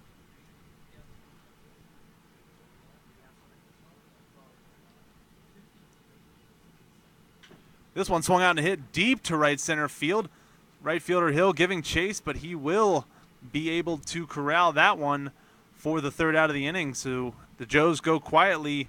First 1-2-3 inning, actually second 1-2-3 inning, I should say, for the Joes this game, but they continue to lead the game 4-0. We'll head to the top of the 7th inning. Your captain, Reid Maus, will have things for you. Captain? In the top of the 7th inning when we return. Captain. On the Hamilton Joes When Network. we come back, my head will be huge. Bigger than it already is, indeed. Medicine. They know that in Cincinnati, sports isn't just a way of life, it is life. That's why the Hamilton Joes trust TriHealth to train and care for their players. TriHealth aims to ensure you don't miss out on a single moment. They provide care Cincinnatians need to keep doing what they love. So get out there and keep cheering, keep playing, keep following your passion with TriHealth Orthopedics and Sports Medicine. The Hamilton Joes are proud to partner with Queen City Hospice. Queen City Hospice is a locally and independently owned and operated company that is dedicated to providing patient-centered care and support to residents of the greater Cincinnati area in whatever place they call home. Whether they live in a private residence, an assisted living community, or a nursing home, our well-trained and experienced team members will go to the patient's location to provide personalized assistance and care. For more information, visit queencityhospice.com. The Hamilton Joes are proud to partner with Planet Fitness, home of the Judgment Free Zone. You can experience the judgment-free zone by joining for only $10 a month. You can join in any of the 13 Cincinnati area Planet Fitness locations or online at planetfitness.com. Planet Fitness, the world judges. We are back here at Foundation Field. It's your captain, Reid Maus, joined along here with AJ Schraffenberger and Zach Verdea as the first pitch to Garrett Roberts is going to be in there for a called strike as Mittendorf is out there for his 7th inning of work as he's going to face the 4, 5, 6 part of the lineup. As here comes the 0-1 as that's grounded over to Addison Coffey, backhand. Nice play, flipping it over to Griffin Dorshing. That's going to be the first out of the inning. The catcher, Kale Baker. And I'm on this big kick right now of watching this YouTube clip of Gary Thorne calling an Angels broadcast. And just look up and Pujols is retired on YouTube, and you'll understand why it's a good clip. I spend a lot of time on baseball YouTube, and I can't say that I've come across that one. I'll have to. I won't say it on air. I won't say. That's fair. But Zach's laughing like he's seen it as the first pitch to Cale Baker's in there for a strike. As the 0-1 is going to be fouled over to first base territory. And the reason I say that is it was a very similar play as the one we just saw. It's just a nice ground ball to third base. It's just what Gary Thorne says. Makes a little blunder. Not that we are immune to that. Actually, I think we probably lead the Great Lakes Collegiate League broadcasters in blunders as there's an 0-2 pitch that misses. Mittendorf looked like he went a little extra. Looking for a little extra there on the 0-2. As it will now be 1-2.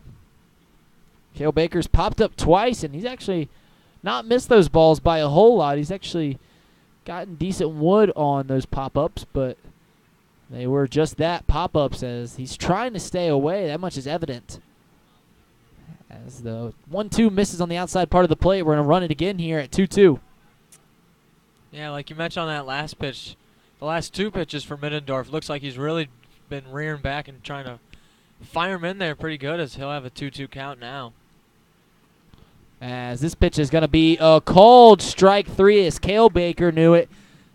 Ryan Mittendorf knew it, and Clovis Lovelace got to show it off there for a strike 3. And that'll be the second out of the inning.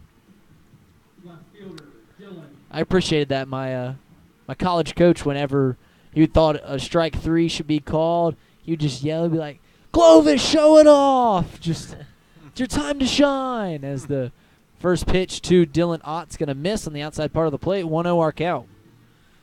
Clovis Lovelace will not miss his time to shine.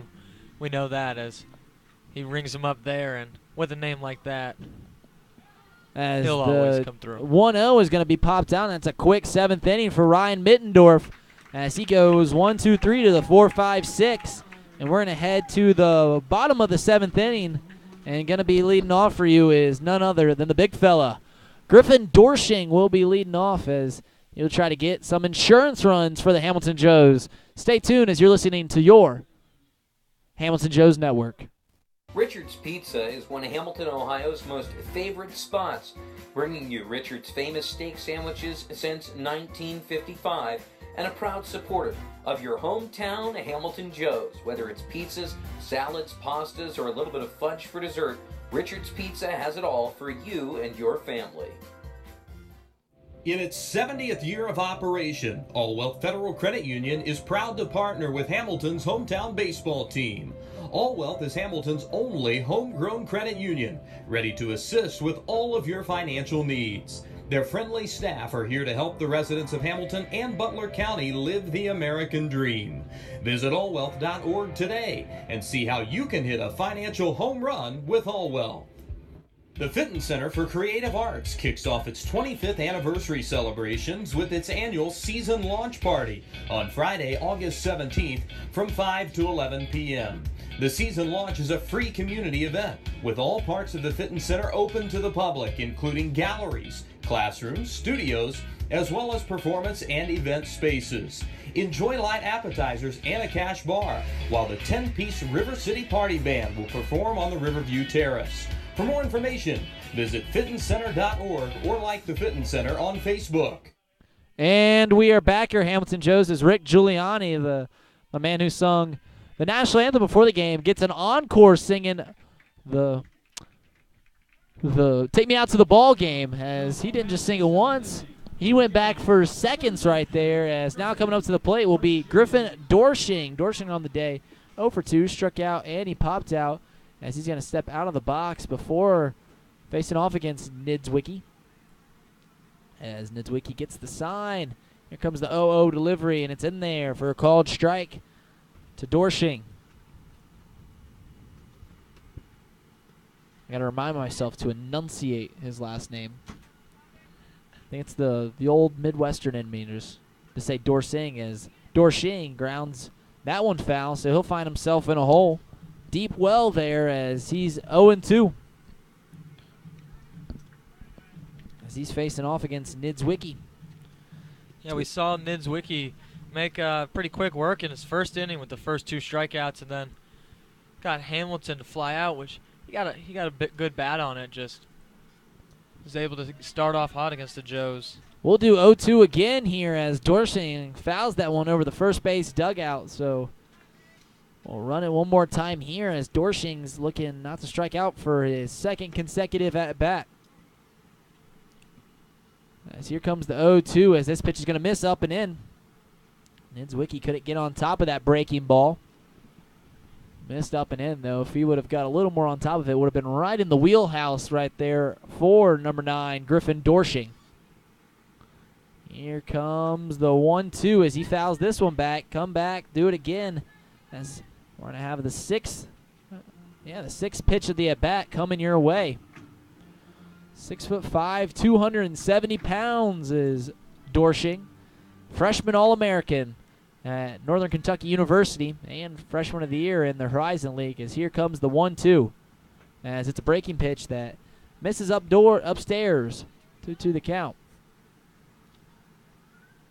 As if there's one imposing figure in this Joe's lineup, it's the man at the plate, the cleanup hitter. Here comes the 2-2 as this one goes right past the catcher. So it misses way upstairs, and every batter always thinks about it. Like if you get that kind of situation, you're just going to swing and start running down the base pass. But you can't think that quickly. It happens so fast, exactly. There's one time in college I actually waited till it was probably 8 feet past me, and then it clicked in my head, and I just waved my bat and started running. And I probably made it 20 feet before I was like, I'll look stupid, as Dorsching swings and misses at that full count. As we'll have the first out of the day, and Justin McConnell coming up to the plate. He's 0 for 1. He got hit by a pitch. He actually got hit in the helmet there. Hopefully he's not seeing stars and little Tweety birds fly around his head. So he also walked and struck out looking, as he'll come up for his 4th plate appearance. As the first pitch misses, down and away, 1-0 our count. 1-0 the count here to the shortstop, as McConnell swings at that one, takes a heart-healthy hack, an almond hack, as he gets it 1-1. We saw McConnell steal second base last time, and he was caught stealing in the third. Caught stealing trying to get to third base. Maybe could have came around to score later as Colin Homan singled. But we'll see what he can do here. So here comes the 2-1 delivery to McConnell as he swings at that one. A heart-healthy hack. A red wine hack. As I think that's going to be my new thing. It's not that clever. New things that are heart-healthy? Yeah, just saying things that are good for your heart. Maybe Cheerios hack. How about that? Fish hack. Fish oil hack. As the 2-2 misses on the outside part of the plate. We're knotted up at full. And you can actually, you can't see it because we're on radio here, but you can probably hear just the eye roll in AJ's voice when I say some of these little idioms, as this one's going to miss in the turf. It's going to be a 1-out walk to Justin McConnell, as Sean McGeehan's going to come to the plate. He's 0 for 2 on the day, popped out twice, and got hit by a pitch. As McGeehan has played a good center field. Mittendorf has actually made good use of his outfielders today. A lot of pop-ups. And what's that stat called? It's GOFO, just the ratio in which you give groundouts and pop-ups. We have quite a high pop-up split tonight in that stat. I would agree. Now, which were when you threw back in the day? Would you range near the ground out of the pop-out as the wild pitch is going to see McConnell swipe his way to second base? And don't be surprised if McConnell tries to go to third here. Yeah, I would say I was pretty much anything but a strikeout. Guys were always putting the bat on the ball, but I tried to mix them up enough to where they wouldn't hit it hard or at my face. Those were my 2 goals, I would say. Now, typically around these parts, if you say the old left-hander, you're referring to Joe Nuxall, but in this broadcasting booth, the old left-hander is the blonde-haired former pitcher to my right now, AJ Schraffenberger, as McGeehan's going to foul this one off. And I don't know if you guys are constant listeners or not, but me and AJ have actually faced off in a college game before, and I actually got the better of him, going 2 for 2. Let me know if you've heard this story before, guys. As McGeehan gets good wood on this one, he's going to send the center fielder back. But let's stay right there as McConnell's actually going to try and go. He's going to slide his way into third, but they're actually going to lose the tag as I think he was there anyways. That was a good job by McConnell on tagging up on the play, though. That being said, with 2 outs and being the speedy runner that McConnell is, a base hit probably scores him regardless. Though, the one thing that you got to think about is what happens if Addison Coffey chops one to the shortstop and beats it out. Those are the plays that you wouldn't score on. And that's the luxury of having speed pretty much throughout your lineup like the Joes do, is those kind of plays with 1 out, taking a risk for other teams is something that the Joes do pretty handily with the speed that they have, and puts himself in a lot better position to score here. Yeah, as the first pitch is in there for a called strike. And typically the Joes have one guy that really isn't speedy in Griffin Dorshing, though Michael Hall would fit that bill, and he switches off with catcher Colin Holman every other day. But in today's lineup, it's just the one, Griffin Dorshing, as the count will run to 1-1. Yeah, and we've seen the Joes challenge Margroff out there in center field.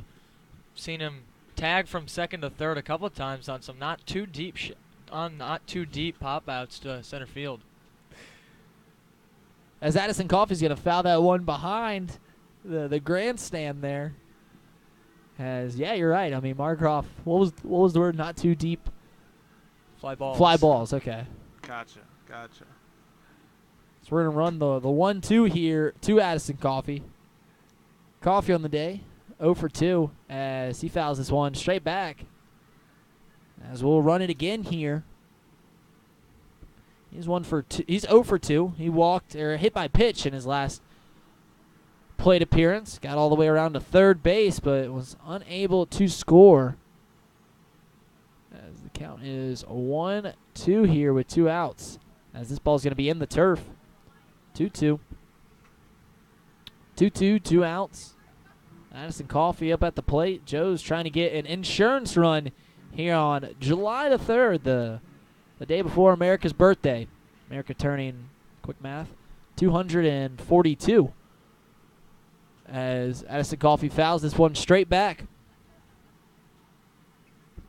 One and again. Great at bat here from Coffey. Seen 6 pitches thus far. 7th on the way from Niedzwiecki, making him work.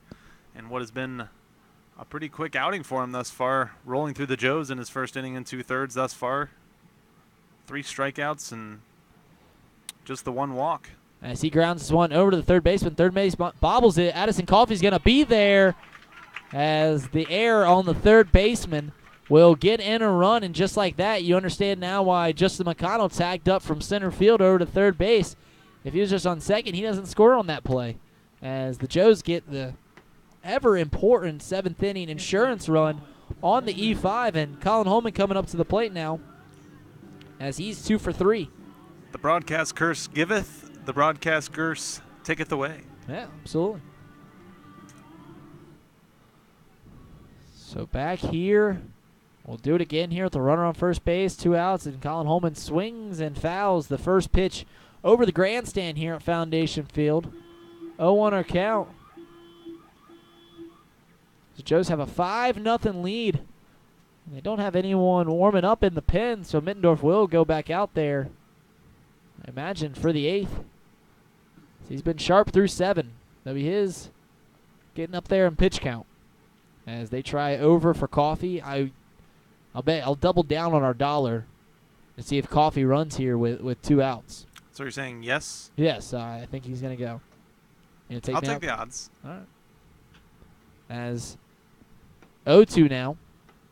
As if there's any time to go, it has to be now. Exactly. No So better time than the present. Colin Holman. 2 for 3 on the day. 2 singles. Came around and scored there in the 2nd inning. Was the Joe's 2nd run. He also struck out in one of his 3 at-bats. So we'll do it again here. 0-2, 2 outs, runner on first base. Joe's getting an insurance run here in the bottom of the 7th inning.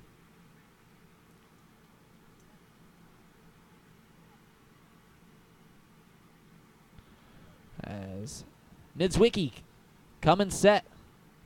Baker giving him the sign. He kicks and deals. This pitch is going to find its way in the turf. 1-2. Our count.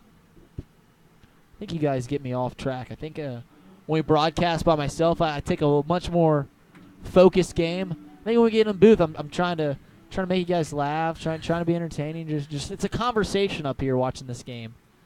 As here comes a 1-2 as Colin Holman grounds out to the third baseman, makes a sharp throw and a good scoop by Roberts over there at third base. So that'll do it for here in the 7th inning. But they do get 1 run after McConnell gets on via the walk, steals second, gets the third on the sack, and on the air on Sean McGee or Addison Coffey's ball, they get 1 run across. So we're gonna head to the top of the 8th inning, where we'll do it again here. We're gonna give it off to, we'll just say Zach Verdea here. At the top of the 8th. Stay tuned as you're listening to your Hamilton Joes Network. Book. For over 40 years, the Moats Group has been committed to leaving a lasting legacy with every field they create. They are synthetic and natural turf specialists, focusing on sports field design, construction, removal, replacement, maintenance, and management. Moats has made their name designing innovative and comprehensive, performance-based sports field systems tailored to their customers' specific needs.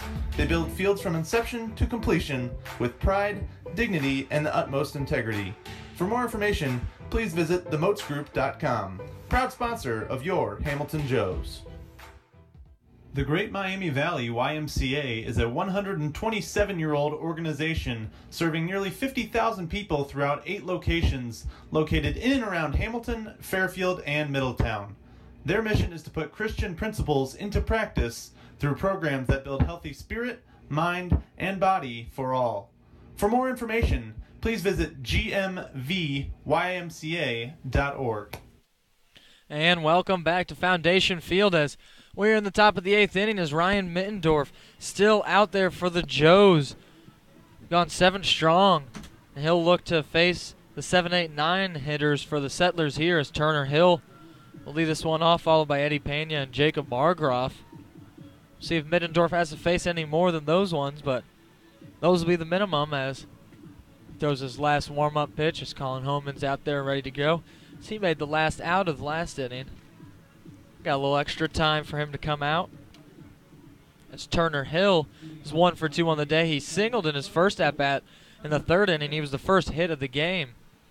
And then his last at-bat he flew out to the center fielder, so which we seem to have been said a lot lately in this game as Middendorf's first pitch will be taken as a strike as Turner Hill showed bunt there but pulled back in time. But maybe not the best decision as it's called a strike. We'll see what he does here as Middendorf out of the windup. Get him to foul that one straight back and he'll have him in a quick 0-2 hole. Yes, he's approaching that triple-digit pitch count as he is here late in the ball game. Getting quick outs, 3 on or out here is ever important. Yep, just threw his 93rd pitch of the evening right there. That one 94 right there.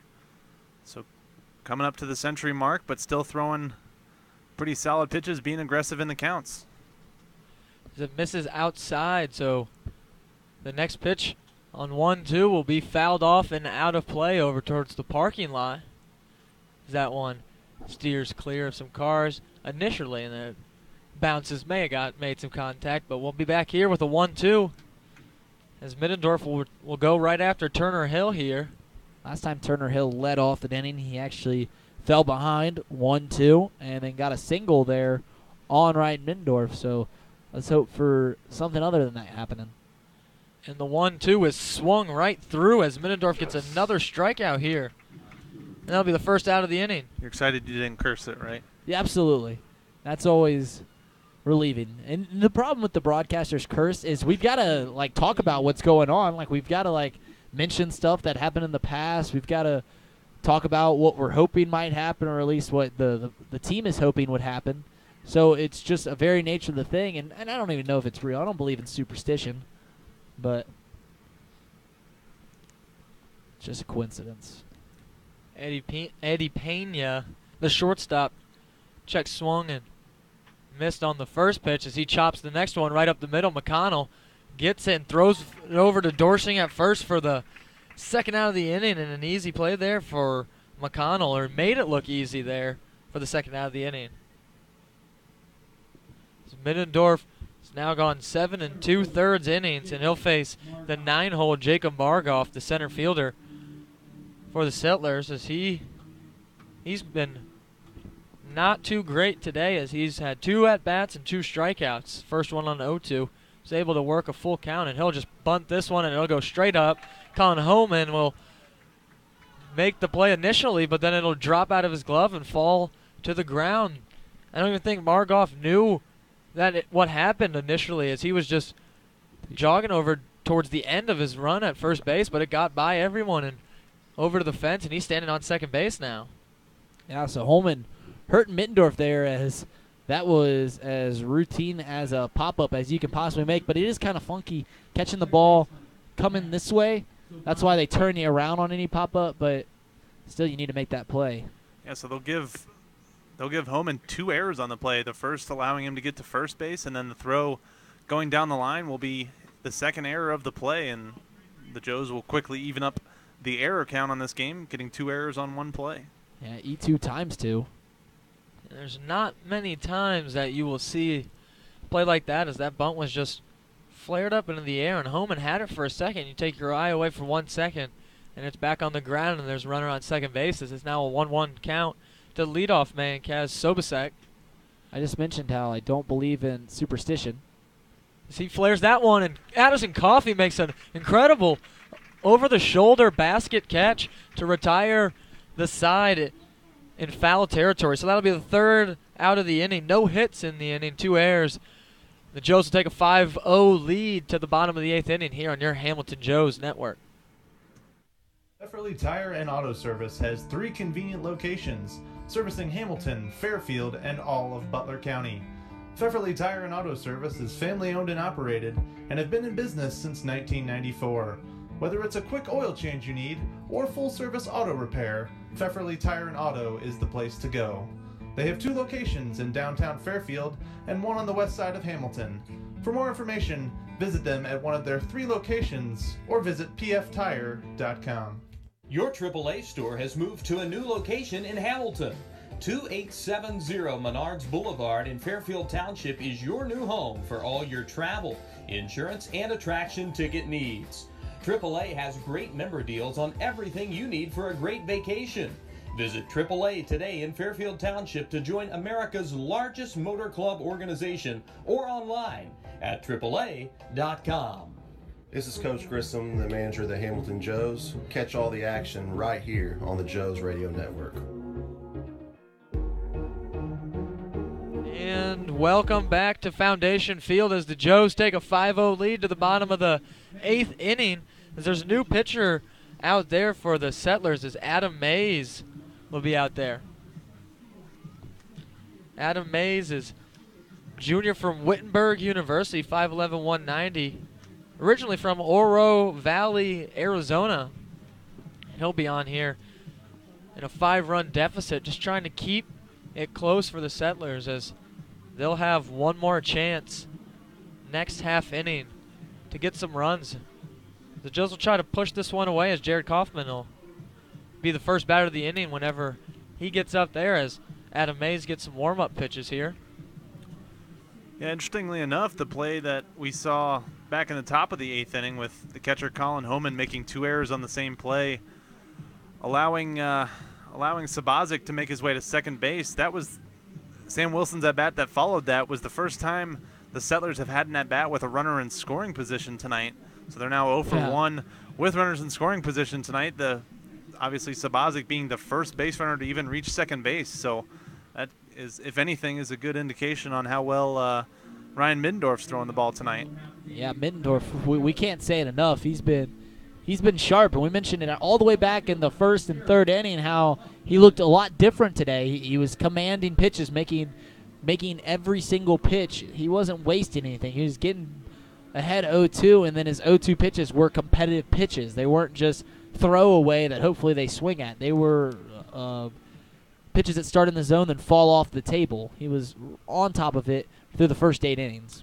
Yeah, definitely better than we've seen him thus far this season, even though with the 2 wins that he has, and obviously some action in the Joes bullpen. So we'll see if they let Middendorf go out and start the 9th inning, or they'll go ahead and start it with a new arm. So we will see. As Jared Kaufman will lead off the inning for the Joes, the 9-hole has a hit on the day, 1 for 3, following up his hot last week. It's Adam Mays' first pitch was wide and out of there. So next pitch to Kaufman is low for a ball. So the Joes left fielder today, Kaufman, has a quick 2-0 count. Mays looks in to get his sign. We'll see if he settles in as the 2-0 pitch is outside and in the turf, blocked by the catcher there, Cale Baker. We'll see a 3-1 count to lead off this inning. Kaufman's in the box and waiting as Mays comes set out of the stretch with nobody on. The 3-0 is to the backstop for ball 4. So 4 pitches, 3 not really too close there for Mays. So he'll look to settle in as the leadoff man's up, coming up for Trey Compton. Already has a couple of hits and a couple of RBIs today. Yeah, the last thing they need right now is free passes. When you're already down 5 runs and only 3 outs to give the Joes, Mays has got to settle in and just pump strikes, challenge these hitters. And you take, if Compton hits a double and Chandler Miller hits a single, you take that. But you can't just be giving free passes on 4 pitches. So see, the first pitch will be a strike to Trey Compton as he lays that one down. Mays fumbles it a little bit, but is able to throw over and get Compton at first base, but not before Jared Kaufman's able to move up 90 feet into scoring position. So runner on second base now with 1 out. Now, what do you think about that, AJ? You're a baseball mind, and Zach, you are too. Well, what do you think about the option to bunt there? Up 5 runs, leadoff hitting guy up.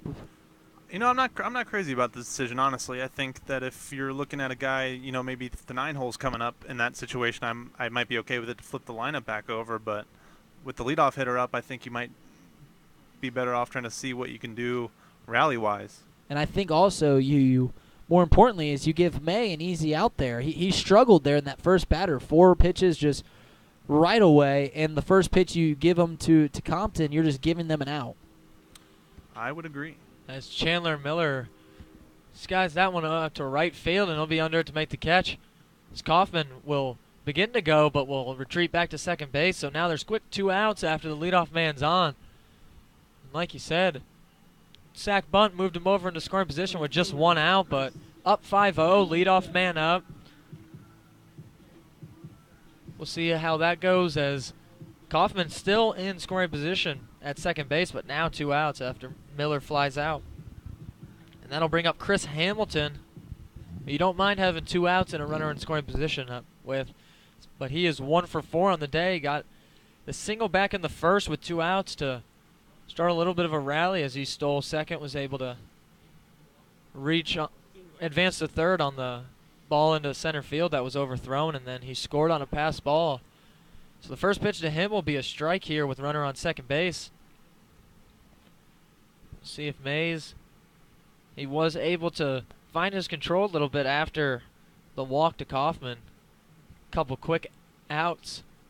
So he'll have 0-1 as he takes a couple looks back at Kaufman as Hamilton sends that out to right field right fielder breaking in, able to make the play there. So a quick inning there after the leadoff walk by Jared Kaufman, and the Joes lead 5-0. We'll pick this one back up in the top of the 9th inning. The closer, Reid Schraffenberger, will have it on the call on your Hamilton Joes network. The Hamilton Joes play ball on the banks of the Miami River, but the Great Miami Crew Rowing Squad is happy to sponsor the Hamilton Joes during the Great Lakes Summer Collegiate League baseball season. Though founded in 2015, Aspen Roofing and Siding has firmly planted its name within the tri-state community. A step above the rest is not just a slogan, but a way of life. They exist to protect and enhance your home, which is your most valuable investment. By giving back to the community, they invest directly into relationships with their existing and future customers. For more information, visit them online at aspencincy.com. Hamilton Joes Baseball is brought to you by Triangle Sign Company, a sign of quality since 1921. If your current signage isn't giving you the visibility to attract interest and assist in getting people in your door, then it's time for a custom sign solution from Triangle Sign Company. Whether you're a big or small business, school, or organization, they will design and build a sign that is just right for you. Offering their support for the Hamilton Joes, we thank Triangle Sign Company for their continued support. Customized vehicle and car wraps from Luxurious Wraps will have you zooming past your competition. From full-color wraps and window graphics to magnetics and vinyl lettering, Luxurious Wraps' team of professionals will work with you to determine the best and most cost-effective solution to turn your company vehicle into a high-impact advertisement. For more information, visit luxurious-wraps.com. And we're back here in the top of the 9th inning. Connor Bell will take things over from Ryan Middendorf. A solid 8 innings for Middendorf. Well, let's throw it to Zach and hear about what Bell has done thus far this season. Bell's made 8 appearances for the Joes, 1-1 on the season with a 1.80 ERA, 1 save in his 10 innings, 7 strikeouts, 4 walks. Connor Bell has been the go-to out of the pen. He pitched a lot early in the season, wasn't the closer, but we're seeing him in some late inning situations here today. No doubt we've seen him a lot this season. That'll close the book on Middendorf. 8 solid innings pitched for the Joes tonight. 3 hits, no runs. Didn't walk a batter also and struck out 7 out of the 28 batters that he faced in his only 8 innings of work, I should say. So Connor Bell will look to keep the trend going for the Joes as Sam Wilson, the third baseman, steps in to lead things off for the Settlers here in the 9th inning. He'll watch the first pitch outside for ball 1. Yeah, Wilson. Sorry, go ahead. Connor Bell's been one of the most consistent. This one's lined out to short. McConnell will retire Wilson for the first out of the inning. Actually, he's not been one of the most consistent. He has been the most consistent reliever out of this Joe's bullpen, and we're seeing them giving him more chance right here as they put him in the, I mean, it's not a save situation, but the closer role. This is the guy that they want to finish the ball games. Yeah, definitely. And with the 5-0 lead, obviously you feel safe to an extent, but this is a guy that you want to put in the game and have him go shut it down. You want him to keep the shutout for your starting pitcher who worked really hard for you in the first 8 innings. So 1 ball and no strikes now on the designated hitter, Miguel Pimentel. He's 0 for 3 on the day. Has flied out to each of the outfielders, center, left, and right in that order. And it's been, I wasn't here all last week, so I didn't see any of those games, but it's been refreshing to see Middendorf go 8 and then Connor Bell come out of the pen here, because we saw some injuries and some other stuff in 2 weeks ago whenever the Joes were struggling a little bit, and it's good to see the pitching get it done today so far. So Pimentel loops this one into left field, just in front of the left fielder Kaufman, and the Settlers will have a 1-out base runner here in the top of the 9th inning.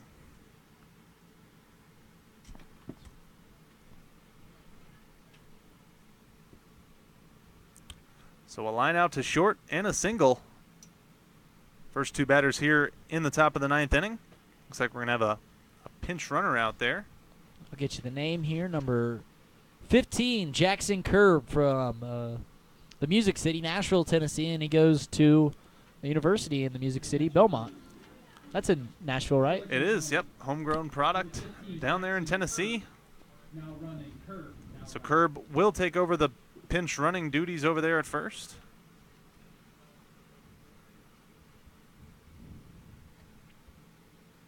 As it's an interesting choice. That's an interesting choice by the head coach, by the Settlers, because I understand that you want to keep slower guys off the bases, but if you're going to have a 5-run inning or a 6-run inning, your 3-hole might come up again. Right, yeah. And this run means nothing. It's just 1 run. Yeah, and a run that obviously definitely doesn't mean anything when you're down 5. I mean, you could even load the bases, and the guy at the plate doesn't really mean anything at that point, but as you mentioned, if you go around and rally, it then becomes an issue. You lose the guy that you started the game with in your 3-hole. This one misses just outside. 2 balls and a strike now on the first baseman, Garrett Roberts.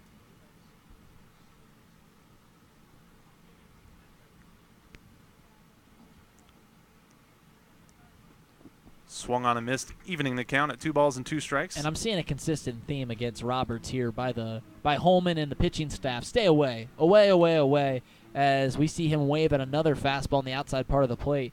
It appears they don't want to give anything on the inside part of the plate to the cleanup hitter. 2-2 pitch misses up and away there. And, back to the point about the pinch runner Curb, obviously in a traditional situation, you don't want to see your 3-hole hitter out of the game for any reason, but in a game like tonight where your 3-hole hitter is 0 for 3, or now 1 for 4 with 3 flyouts earlier on in the game, it's something that might make the decision a little bit easier, if anything. This one's fouled off. The count will remain at 3 balls and 2 strikes. Connor Bell out there on the mound. Lefty looking to get the final 2 outs of the game here in the top of the 9th inning. Keep this streak going. Keep this roll that they're on. This one's popped up towards first. Griffin Dorshing and Miller giving chase. Miller will call off Dorshing right on the right field foul line, about 50 feet past first base, and he'll be able to make the play for the second out. You could tell the big fellow didn't want any part of that ball. He was looking at Miller the entire time, and he was tailing off. Yeah, he was running to the ball, but his heart really wasn't in it, I guess you would say. I think he was trying to veer off a little bit, but he kind of almost unintentionally veered off right into where Kaufman had to go after he made the catch. But great play there, able to go and get it. As we saw something like that earlier for the Settlers, they weren't able to convert it like Kaufman went and got it. But nevertheless, that will be the second out, and now the catcher Cale Baker in an 0-1 hole after a good fastball there from Connor Bell.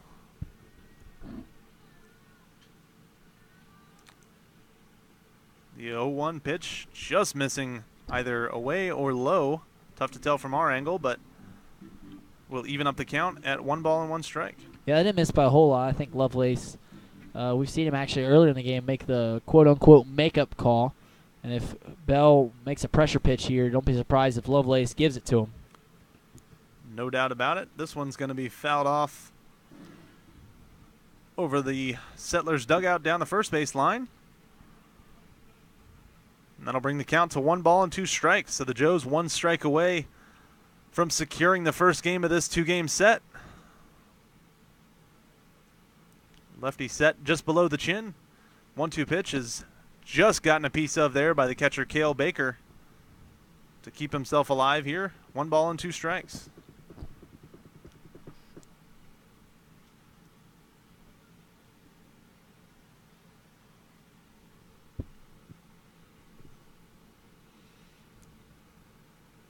One, two out. This one breaking ball that didn't quite have the spin on it. That'll even up the count, 2 balls and 2 strikes. And the crowd remained here the entire time. They want to see these Joes walk away with it. And it's hushed here on that 1-2 pitch. And normally you hear some crowd, but I think we're just all one. Winning at home has been a new phenomenon this season.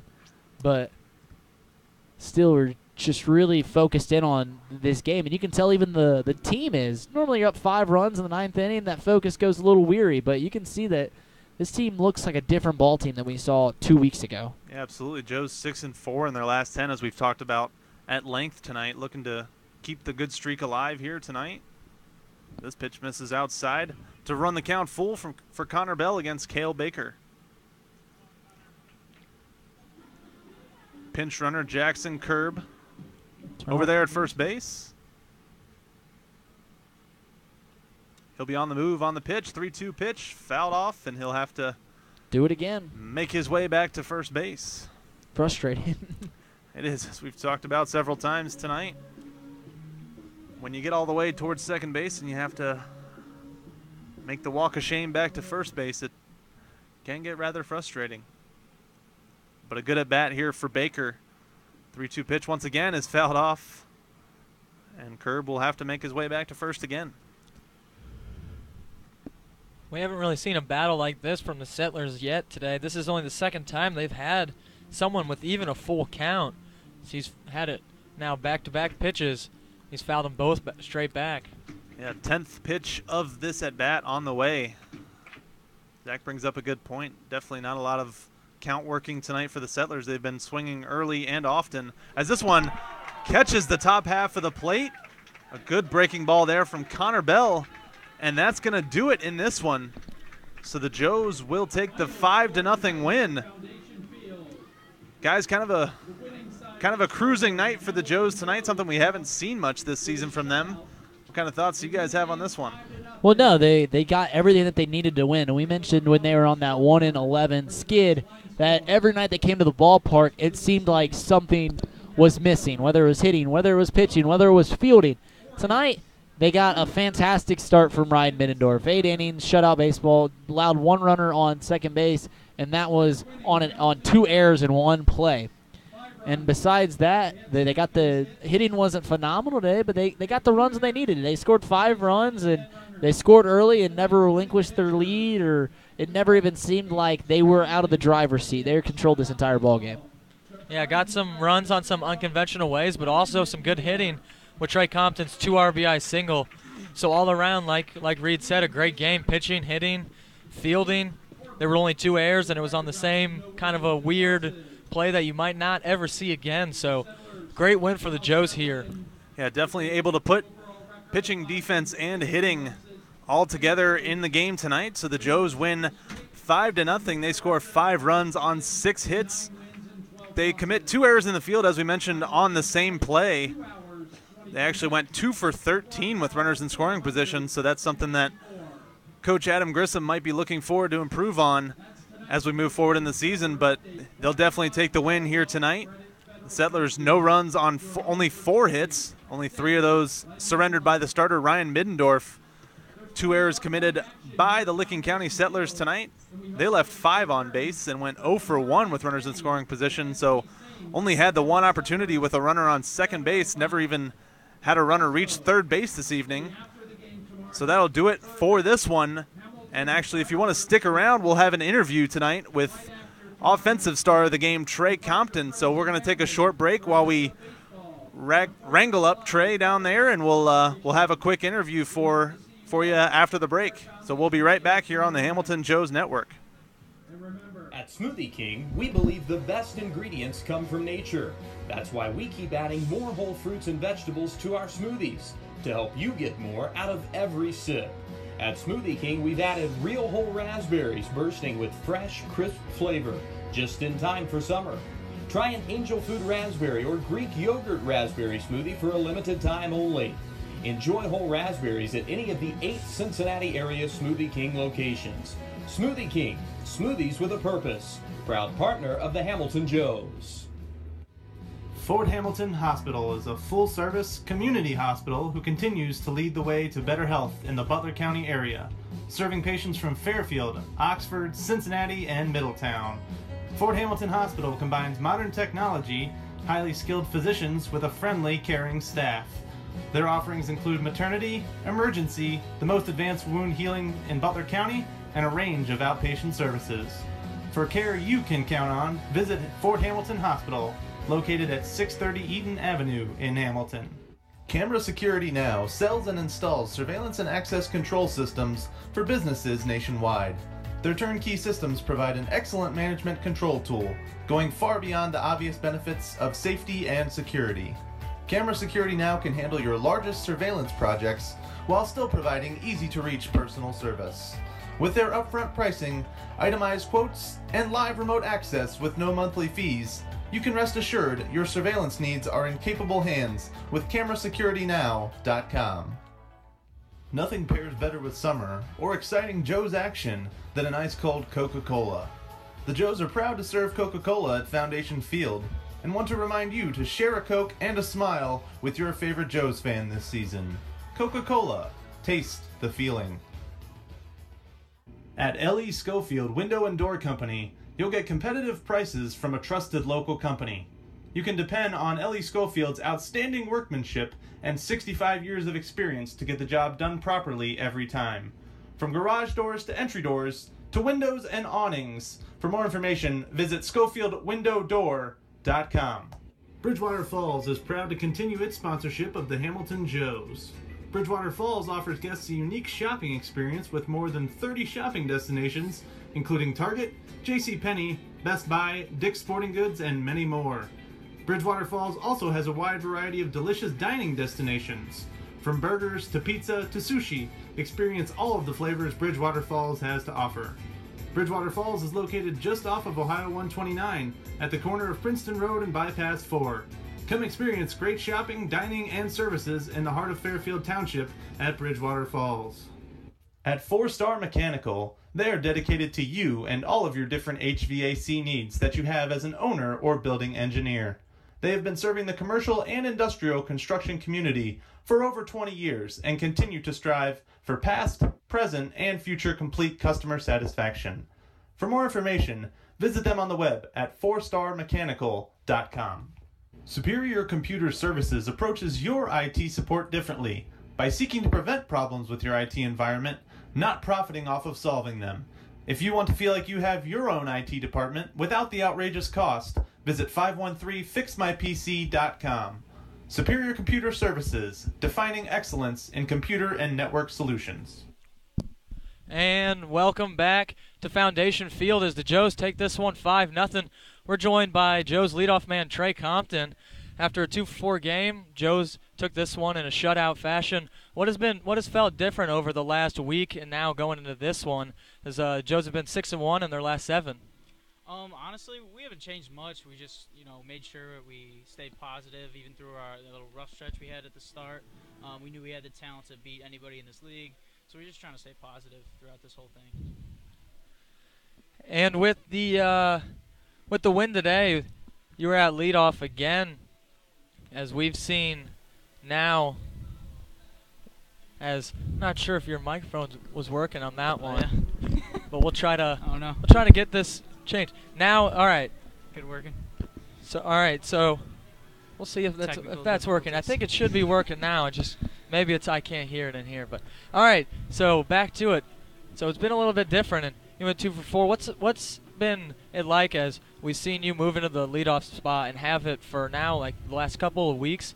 What's it been like just trying to see pitches and start off the game and innings good for the Joes? Yeah, so that's just my goal right there. I've never hit leadoff actually in my career, my college career, or even high school. I'm not a big leadoff guy. I'm more middle of the lineup guy, but for the Joes, it's been working out. I've been seeing a lot of pitches and getting on base in any way I can. It's been a cool experience hitting leadoff. It's fun. And with the big week upcoming, we have the 4th of July game tomorrow. Should be a big crowd facing the Settlers again. So what, moving forward, do you guys need to do? Just keep things the same, or just really to keep it going? And because the pitching's been working well, the hitting's been working well, what can you guys keep improving to really keep going? Even though 6-1 in the last 7 is huge, but to make a playoff push towards the end of the season in this last month. Yeah. So what we've been doing lately has been working, and that's really just staying relaxed, not trying to press too much. I think when we were in that little rut, that losing streak, I think people were trying to, hit these big home runs and hit, doubles in the gaps or whatever. And really you just need to take a step back and take a deep breath, and everything will kind of just happen. We have the skill on this team to, like I said, beat anybody. So you just need to stay positive and stay up. All right, so that'll do it here at Foundation Field as the Joes take this one 5-0. Thank you again, Trey Compton, Joe's leadoff man, for coming and joining us.